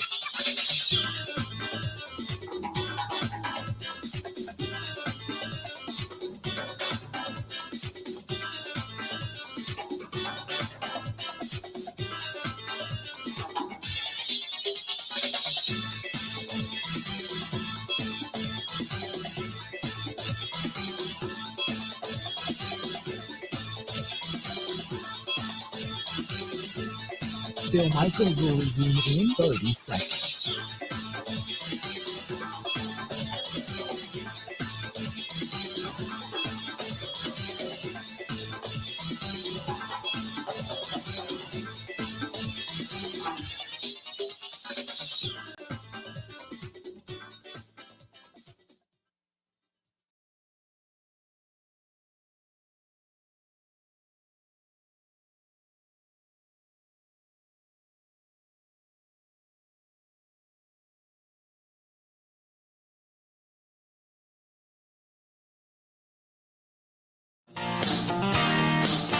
Welcome back to the program, The Bill Michaels Show. We continue on. If you follow me over on Twitter, you have just seen what I retweeted. It is, look, the Pittsburgh Pirates are not a great, a great team. We all know that, right? So Javi Baez of the Cubs is at the plate. Javi Baez, he gets a base. Well, it isn't a base knock. It's actually a hard smash grounder to the third baseman. The throw pulls the first baseman off the base and towards home plate. Javi Baez, who is running to first base after the hit, decides to go backwards and run towards home plate, of which the runner that was already on came around third and goes to score. So the first baseman with the baseball for Pittsburgh throws it home. The runner is safe. Javi Baez, looking at first base, now realizing he is past the first baseman. The pitcher is at near home. So you've got the catcher, the first baseman, and the pitcher all near home. The second baseman is in the outfield, which means the shortstop comes over to cover first base. So they throw to the shortstop. The ball bounces off of Javi Baez. He not only gets an RBI, which should have been just an out, he ends up on second with a run scored, and the Pirates didn't get it out of it. You got to go see it. It's the most ridiculous thing I've ever seen, but it's the Pirates. Bill, do you know the best part about that whole clip? What's that? Is there were 2 outs. Right? So all the first baseman had to do was catch the ball and just step on first. Right. Or even when the guy scores, he can just go get Baez out at first and it wouldn't have mattered. It was an 0-2 count, 2 outs. All they had to do was just step on first and the inning was over. Instead, they turned it into a 1-2-3 error play in which the runner advances to second and the runner that was on second goes home and scores. It's mind-boggling. It's mind-boggling that it was that bad, but it was. It's just, holy mackerel. Holy mackerel. Because you had a runner on second who just came all the way around to score, and your first baseman who all he had to do was step on first base or just tag Javi Baez. That was it. And instead they threw it home, and it became a calamity of errors.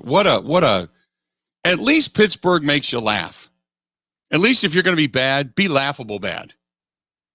You know, can you imagine being at that point in time, you're sitting there as the manager going, and the question's like, so what happened on that play? And that's where you just look at the camera and you go, damned if I know. That's the stupidest thing I've ever seen. It was a complete brain fart. My guy's screaming it. No communication. Yeah, I'll take full responsibility for the idiots that actually, turned that play into such a joke. So go see it on YouTube if you haven't seen it already. Or not on YouTube, but on my Twitter account if you haven't seen it already. Man, oh, man. Brian, who is listening to the program, he says right now, I'm at the Brewers game right now, listening to the program. The overall effort right now is horrible. I've yet to see one player make a full run on a ground ball. Avisail Garcia watched a routine fly ball drop in front of him for the Padres, only hit. Come on. I got it on here in the studio, and I am watching it, and I did see that. I thought at the very least he could have dove for it, but he didn't. He did watch it drop in front of him.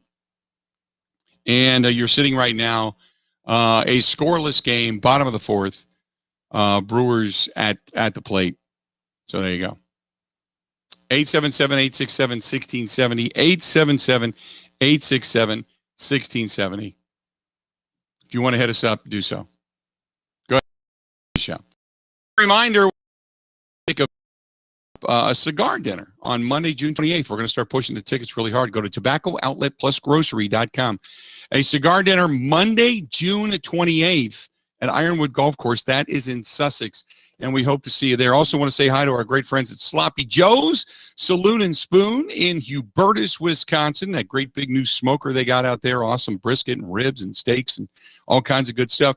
Also, if you are heading to a game and you are going to go through the Waukesha area, you're looking for something to do, a great selection of spirits, beers, cigars, and hookahs, and music on the weekends. It is called Nice Ash. Go to theniceash.com, 323 West Main Street, downtown Waukesha, and it's a great place. Really, really cool place to go and hang out. And I do it a lot. And I probably have seen you in there if you've been there. But go to theniceash.com, and if you're going to be in the Waukesha area, maybe heading to a Brewers game before or after, or if you're staying in town in the area, go to theniceash.com. Some really good music on the weekends, a lot of fun, but theniceash.com. We're going to take a quick break. We're going to come back. A couple of segments to go before we get out of here today as we continue to talk Brewers. Bucks with a big one coming up tonight. Don't forget, taking on the Miami Heat. Game 3, this time down at American Airlines Arena down in Miami. And also we got more to discuss regarding that. And also in addition to that, we have the Happy Hour live stream coming up tonight at 5 o'clock. You can find me on Twitter, Facebook, YouTube, and on Twitch. More of the Bill Michaels Show is next. Covering Wisconsin sports like a blanket, this is the Bill Michaels Show on the Wisconsin Sports Zone Radio Network. How we looking? Bill Michaels here for the Four Seasons Island Resort in Pembine, Wisconsin. And I've got to tell you, when I want to get away for a long weekend, I head to the Four Seasons Island Resort. It's Northeast Wisconsin's best-kept secret, and the amenities include a 9-hole golf course, indoor saltwater swimming pool, sauna, whirlpool, tennis courts, basketball, horseshoe pits, volleyball, and when you're hungry, choose from the Boundary Water Sports Bar and Grill, Lily's Ice Cream Parlor, or fine dining in the Diamond Room. How about all of that? All Marinette County ATV and UTV trails are wide open this year. Guided waterfall tours as well. It's tucked into the North Woods of Wisconsin. The Four Seasons Island Resort is located on the Muscano Island and surrounded by the beautiful Menominee River, which divides Wisconsin and the UP of Michigan. An island you can actually drive to. How about that? It's simply gorgeous there. Whether it's a romantic weekend for two, a golf weekend with the boys, or an adventure weekend for the entire family, Four Seasons Island Resort is a place to go. Book your getaway today at thefourseasonswi.com. That's thefourseasonswi.com, and make sure you tell them Bill Michaels sent you.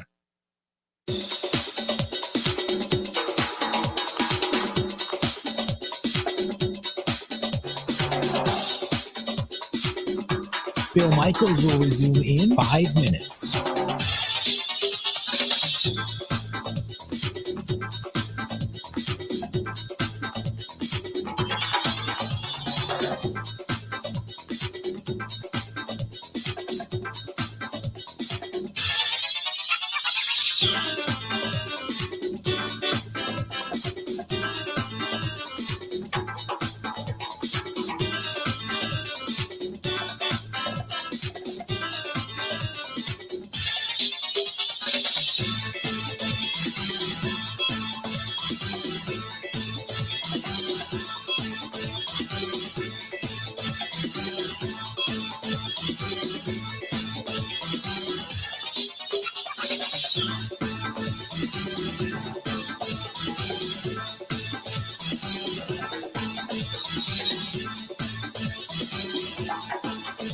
Bill Michaels will resume in 4 minutes.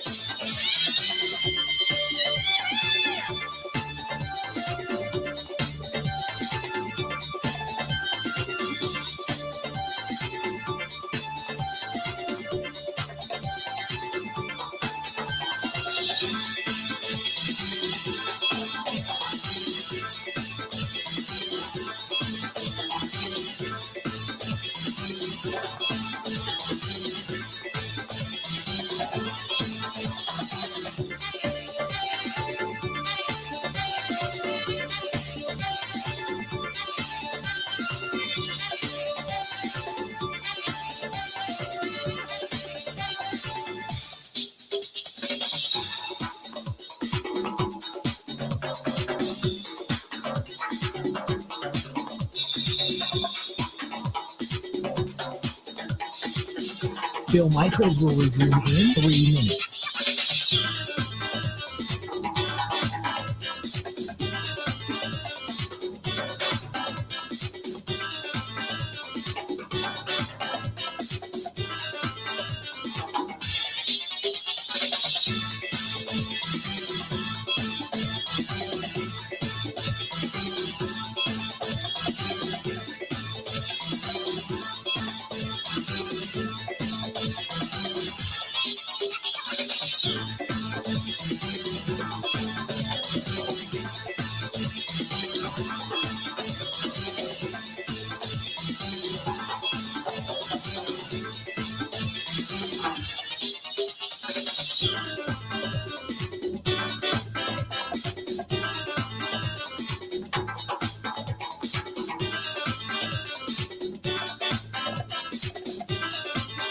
Bill Michaels will resume in 2 minutes.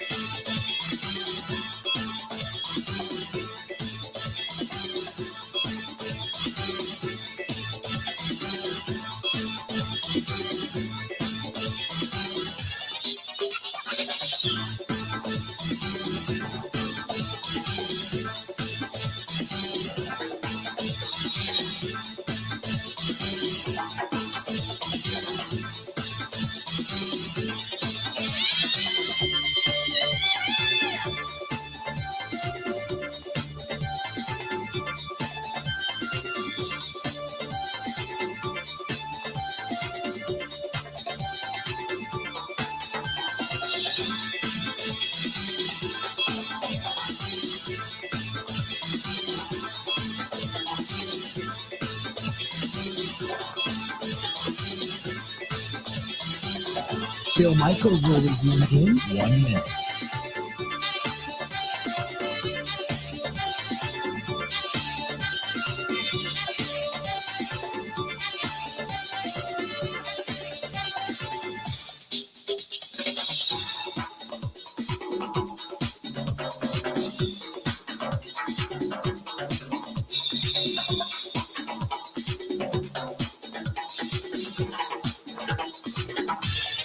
Bill Michaels will resume in 30 seconds.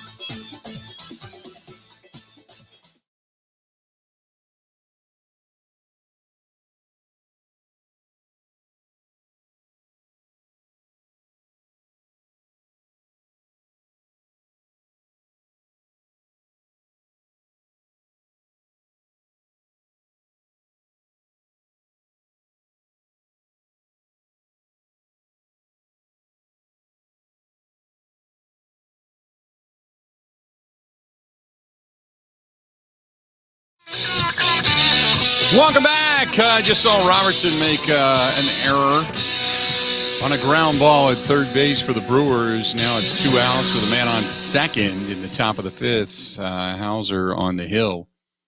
And hopefully he can get out of this jam. But Robertson, for whatever reason, awkwardly tried to backhand a ground ball that should have just been scooped up between his legs and thrown out for the third out of the inning. And instead, Hauser's going to continue to work. But we'll keep you up to date as what the Brewers are doing.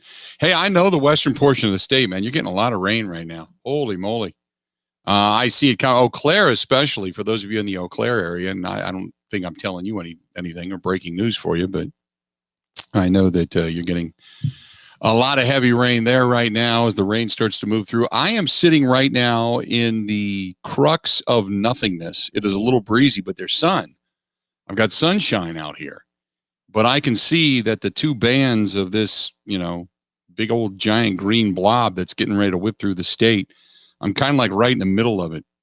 I got hit with a very brief sprinkle a little earlier in the front band of this thing, and now the rest of it's about ready to come through. Madison's getting it, go down to Rockford, all the way up, through the I-94 area, La Crosse, even Rice Lake getting it, Wausau getting it. So we're all going to get wet. Not that we don't need it. Good God, we know we need it. Holy mackerel, the state itself is, although northern Wisconsin got drilled, last night or two nights ago, with some heavy rain, but we know we need it specifically in the area that I live. I mean, we're waiting for that long, 24, 48 hours of soaking rain just to kind of get things back to normal, or at least close to normal again, because we're woefully short of rain and water when it comes to the ground drying out. So I see it coming. 877-867-1670, 877-867-1670.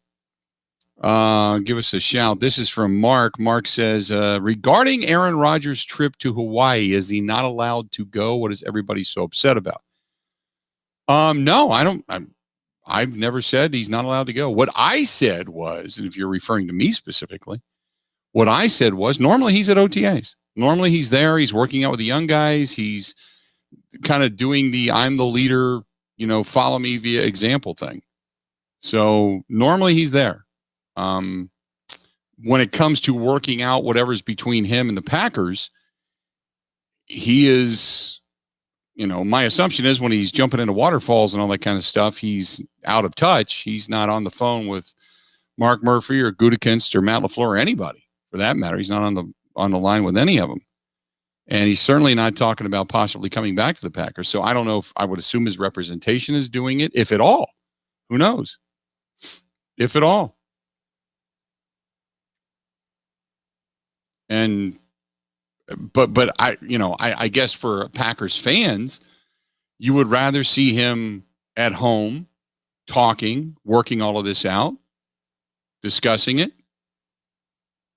You'd rather see him doing that than hanging out with the actors and actresses and jumping into waterfalls. But no, I mean, God, the guy is he's got more money than God. He's allowed to go out and do what he wants. I don't think anybody has a problem with that. None at all. 877-867-1670, 877-867-1670. 877-867-1670. This one is from Jacob. Jacob says, hey, Bill, love the show. I think the Packers with Joe Barry won't be much better. I don't know if he's going to be the guy to revive the defense or not. G-Dub says, don't get your hopes up, Packers fans. Joe Barry's going to be average at best. So he says, take it from a Washington football team fan. The thing Joe Barry gets knocked for the defense and the 0 year with Detroit and a bad defense in Washington, of which both teams, they didn't have a ton of talent. And at least the defense performed better, statistically speaking, the year they went over in Detroit. So under him, while it wasn't great, and when you're an 0 team, but the defense performed better. But there's always a question when it comes to being a great defensive coordinator. Do you make the guys that are under you better? Do you make that team better? But you're only as good as your talent. If you have bad talent, you're going to be a bad coordinator. If you have good talent, you're going to be a good coordinator. You can be a bad coordinator with good talent. If you've got talent and you know it's there, but you can't communicate, you can't, because most defenses are very, very, very similar. Okay. There's nothing out there that has been this, giant ripple effect revelation in the world of defensive football. Okay. But you can be a bad coordinator if you have good talent. But if Joe Barry keeps them near, the top 10 or elevates them a little bit, say the top 5, or maybe, the talent is real in Green Bay. Just a couple of pieces you needed to add. Maybe that talent is real. And you add that talent. And say Eric Stokes is going to press Kevin King, and they've got additional depth at the corner position now. Say to Darryl Slayton. He's a beefy dude, man. He's up front. He adds additional depth, and he knocks either Lowry or Lancaster out of a starting role. Dean just had his but he did not live up to that money last year. Tyler Lancaster's a work dog, but maybe Slayton takes him over. Maybe there's some things. Maybe Kamal Martin and Chris Barnes become even better because of Joe Barry. Well, then you're talking about a defense that's near top 5 because they were pretty good last year. The biggest thing about this defense, and I think we can all agree, is you got to be able to stop the run. They weren't that good at stopping the run. Teams passed on them, but couldn't pass consistently. Just because Jair Alexander's so good, you're throwing at Kevin King. Kevin King's getting a lot of the looks. Well, let's just say that now you look at this team and you say, holy mackerel, Eric Stokes is a real deal. He makes Kevin King look like he's running in quicksand. And Amos is better. Savage is healthy. This secondary is one of the best. So Shannon Sullivan can be opportunistic. Okay. Maybe he takes him to a different level. But if this team, with those additions, barring mass injury, gets worse, then you look at Joe Barry and go, you know what? Whatever it is, this whole thing about communication was supposed to be that you and Matt LaFleur had talked about when you were hired, then, yeah, it's pretty much down to crapper. 877-867-1670. Hey, our friends over at the New Mail Medical Center. They are the original at treating guys with ED. Now, others have come along, but there's only one, and that's the New Mail Medical Center. The New Mail Medical Center. Medical experts are helping guys with ED. They have a 98% success rate. That is 98% success rate. And when it comes to energy or maybe brain fog and feeling sluggish, moody, no energy, could be low T, they can help you out with that. Go in and get checked. Takes about 15 minutes, 10, 15 minutes. They can get you checked out and even put you on a program and say, this is what we're going to do for you. Then there's the all-in-one weight loss program. Yes, I get asked all the time, does it work? Bill, unit, does it work? Yes, it works. It works. Wholeheartedly, it works. Call my guys. Dr. Carlos, Dr. Tim, everybody over there. There's 2 locations, 1 phone number, 414-455-4451. That's 414-455-4451. That's the New Mail Medical Center. Just call them, 414-455-4451. I got a tweet here, email here from Gary. Gary says, hey, the happy hour live stream popped up on my feed. What is that about tonight? Tonight, we're going to go to Milwaukee Brewing. And what I've done is the live stream happy hours. It's not just sports. We want to do many different things. And this one, look, the craft beer industry has boomed. The beer industry in general has boomed. And then during COVID, for many of us, we weren't going to the bars, so we were trying many different things out and about when it comes to buying beers off the shelves. And there's a craft brewing company right here in the state of Wisconsin, downtown Milwaukee, called MKE Brewing, Milwaukee Brewing. And they brew all different types of beers, how it got started, how it's grown. They're right next to the old Pabst Brewery. And how it's grown, what it's morphed into, also what it's coming back to now that things are starting to open up. So tonight, if you've ever wanted to really talk with a brewmaster and you ever wanted to hear and pick the brain of a guy that, starts to create things when it comes to brewing, tonight's going to be your night. We're going to have a fun time tonight. And you can't have a happy hour without beer, let's be honest. So tonight, we're going to sit down and do the happy hour podcast, or the happy hour live stream with the guys, the CEO and the master brewer from MKE Brewing. We got some more coming up. We're going to be over at the first mass gathering in Wisconsin, which is Wednesday Night Live, coming up on Wednesday, June 9th. So we're going to do another happy hour live stream then from the Wisconsin State Fair Park in the Budweiser Pavilion. If it's a warm and nice night, they're expecting well over 5,000 people. It will be packed as Cherry Pie takes the stage. In addition to that, it's going to be terrific because the executive director of the Wisconsin State Fair, Kathleen O'Leary, is going to be joining us. So we get a chance to talk both outdoor activities and Wisconsin State Fair and what's going on behind the scenes at the State Fair right now. So that's coming up in June 9th. And then at a date to be named, hopefully here soon, we are hoping to sit down and talk with one of the guys behind the scenes at the Harley Museum and Bill Rodenkall and Bill Davidson, one of the originals of Harley and Davidson. So family, that is.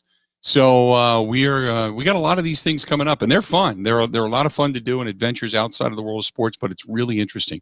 So tonight, 5:00 sharp, we go on the air. We go on the live stream. Follow us on Twitter, on Facebook. Go to facebook.com/The Bill Michaels Show. But just subscribe to us on YouTube.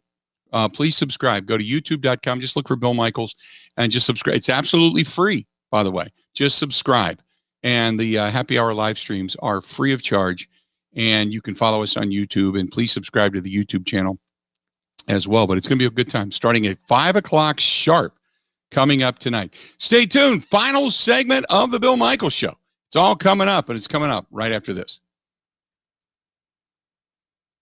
Covering Wisconsin sports like a blanket. This is the Bill Michaels Show on the Wisconsin Sports Zone Radio Network.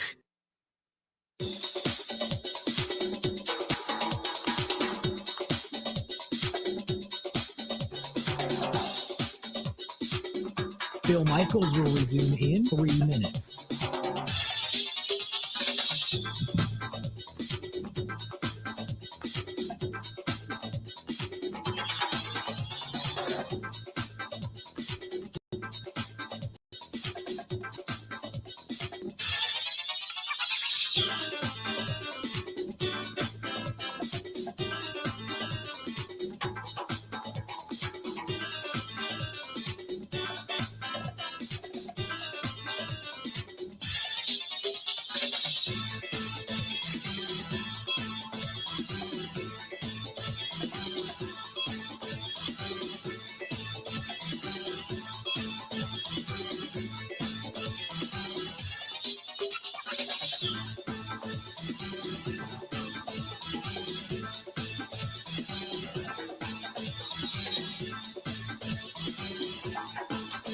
Bill Michaels will resume in 2 minutes.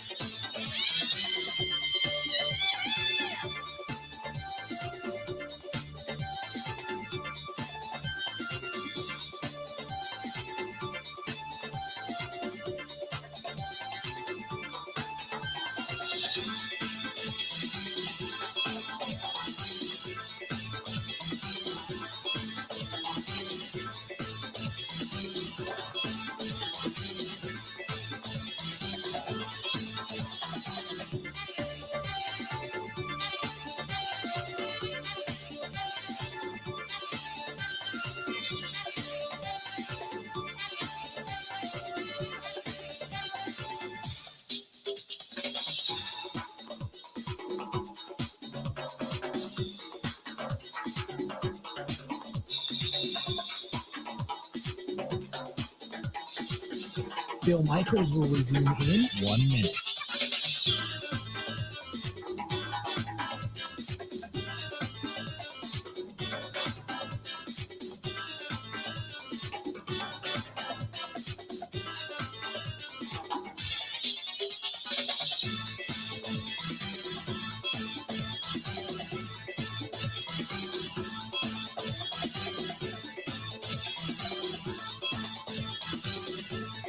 Bill Michaels will resume in 30 seconds.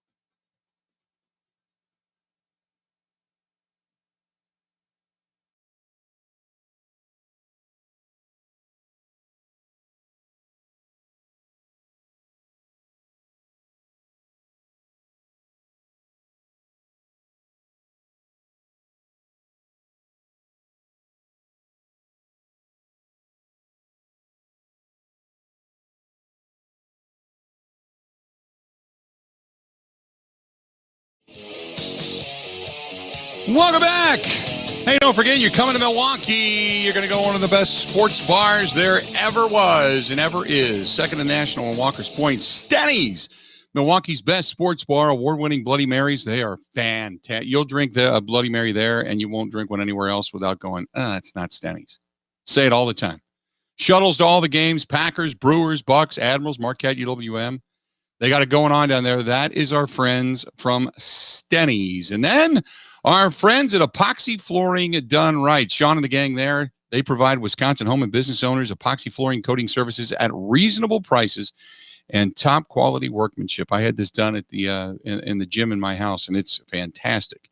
Colors, different finishes. They can even paint the room if you choose to do so. If it's at your home, your garage, how about maybe you're a business owner with a small showroom? You want to do that. Or maybe an industrial type of place. They can do it all from Green Bay to Milwaukee, out to Madison, everywhere in between. Go to epoxyflooringdoneright.com. That's epoxyflooringdoneright.com. And the best part about Sean is they're based in Wisconsin. A lot of these other floor places are outside of Wisconsin or contracted from people outside of Wisconsin to contractors in Wisconsin. Sean is everything based right here in our own backyard. Calling 262-443-2852. 262-443-2852. Again, 262-443-2852. That's Epoxy Flooring Done Right. The Wisconsin Rapids Rafters. Just saw a tweet from them. I just retweeted it. It said nothing beats having fans back at the ballpark enjoying, burgers, hot dogs, beers, all that kind of good stuff. Some pictures from the game. Great to see. I love it. And I had a chance to throw out a first pitch there, as a matter of fact, not too long ago. But great to see with the fans back at the ballpark, seeing some Northwoods League baseball. That's awesome. One thing we did not address, and the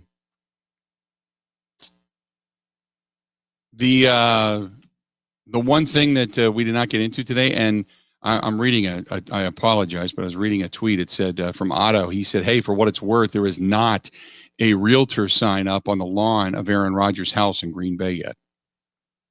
All right. Didn't he sell that already? Was I seeing things or reading things or thinking things from last year? I thought after the season that he sold that. I mean, I could be wrong. Correct me if I am. And for those of you listening to us in Green Bay on the Bud Light live stream, you can let me know. But I thought that was the case. I mean, I could be very, very wrong. But I thought he sold that. If I'm wrong, I hope I'm wrong. And that would be great news that there's not a realtor sign up. So that's fantastic. We did not touch on the fan that dumped the popcorn all over Russell Westbrook in Philly. I don't think we need to go that in depth into it. It's a dumb thing to do. I don't know. Russell Westbrook is not a bad guy. He goes out and plays his ass off. He usually is very accommodating to fans. He doesn't have any negative business off the court. But for what that Philly fan did to him last night was garbage. And it's just sad that's, you finally let fans back in, and then this guy does that. So I saw it. I was appalled by it. I don't think fans should ever. Fans can say certain things. You try to keep it non-vulgar. You don't go after families. You don't go after kids. You don't go after wives.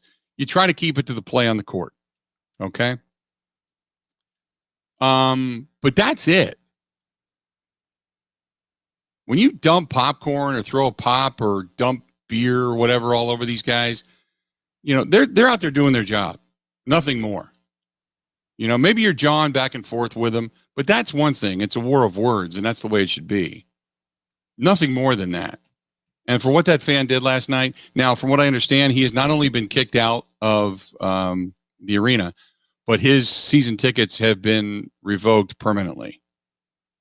So for his little dalliance with coolness, at least in his own mind, he has lost his right not only to have season tickets, but he is no longer allowed in the arena. And so therefore he is done. So there you go. That's it. We are done. That fast. The 4 hours flew by today. Absolutely flew by today.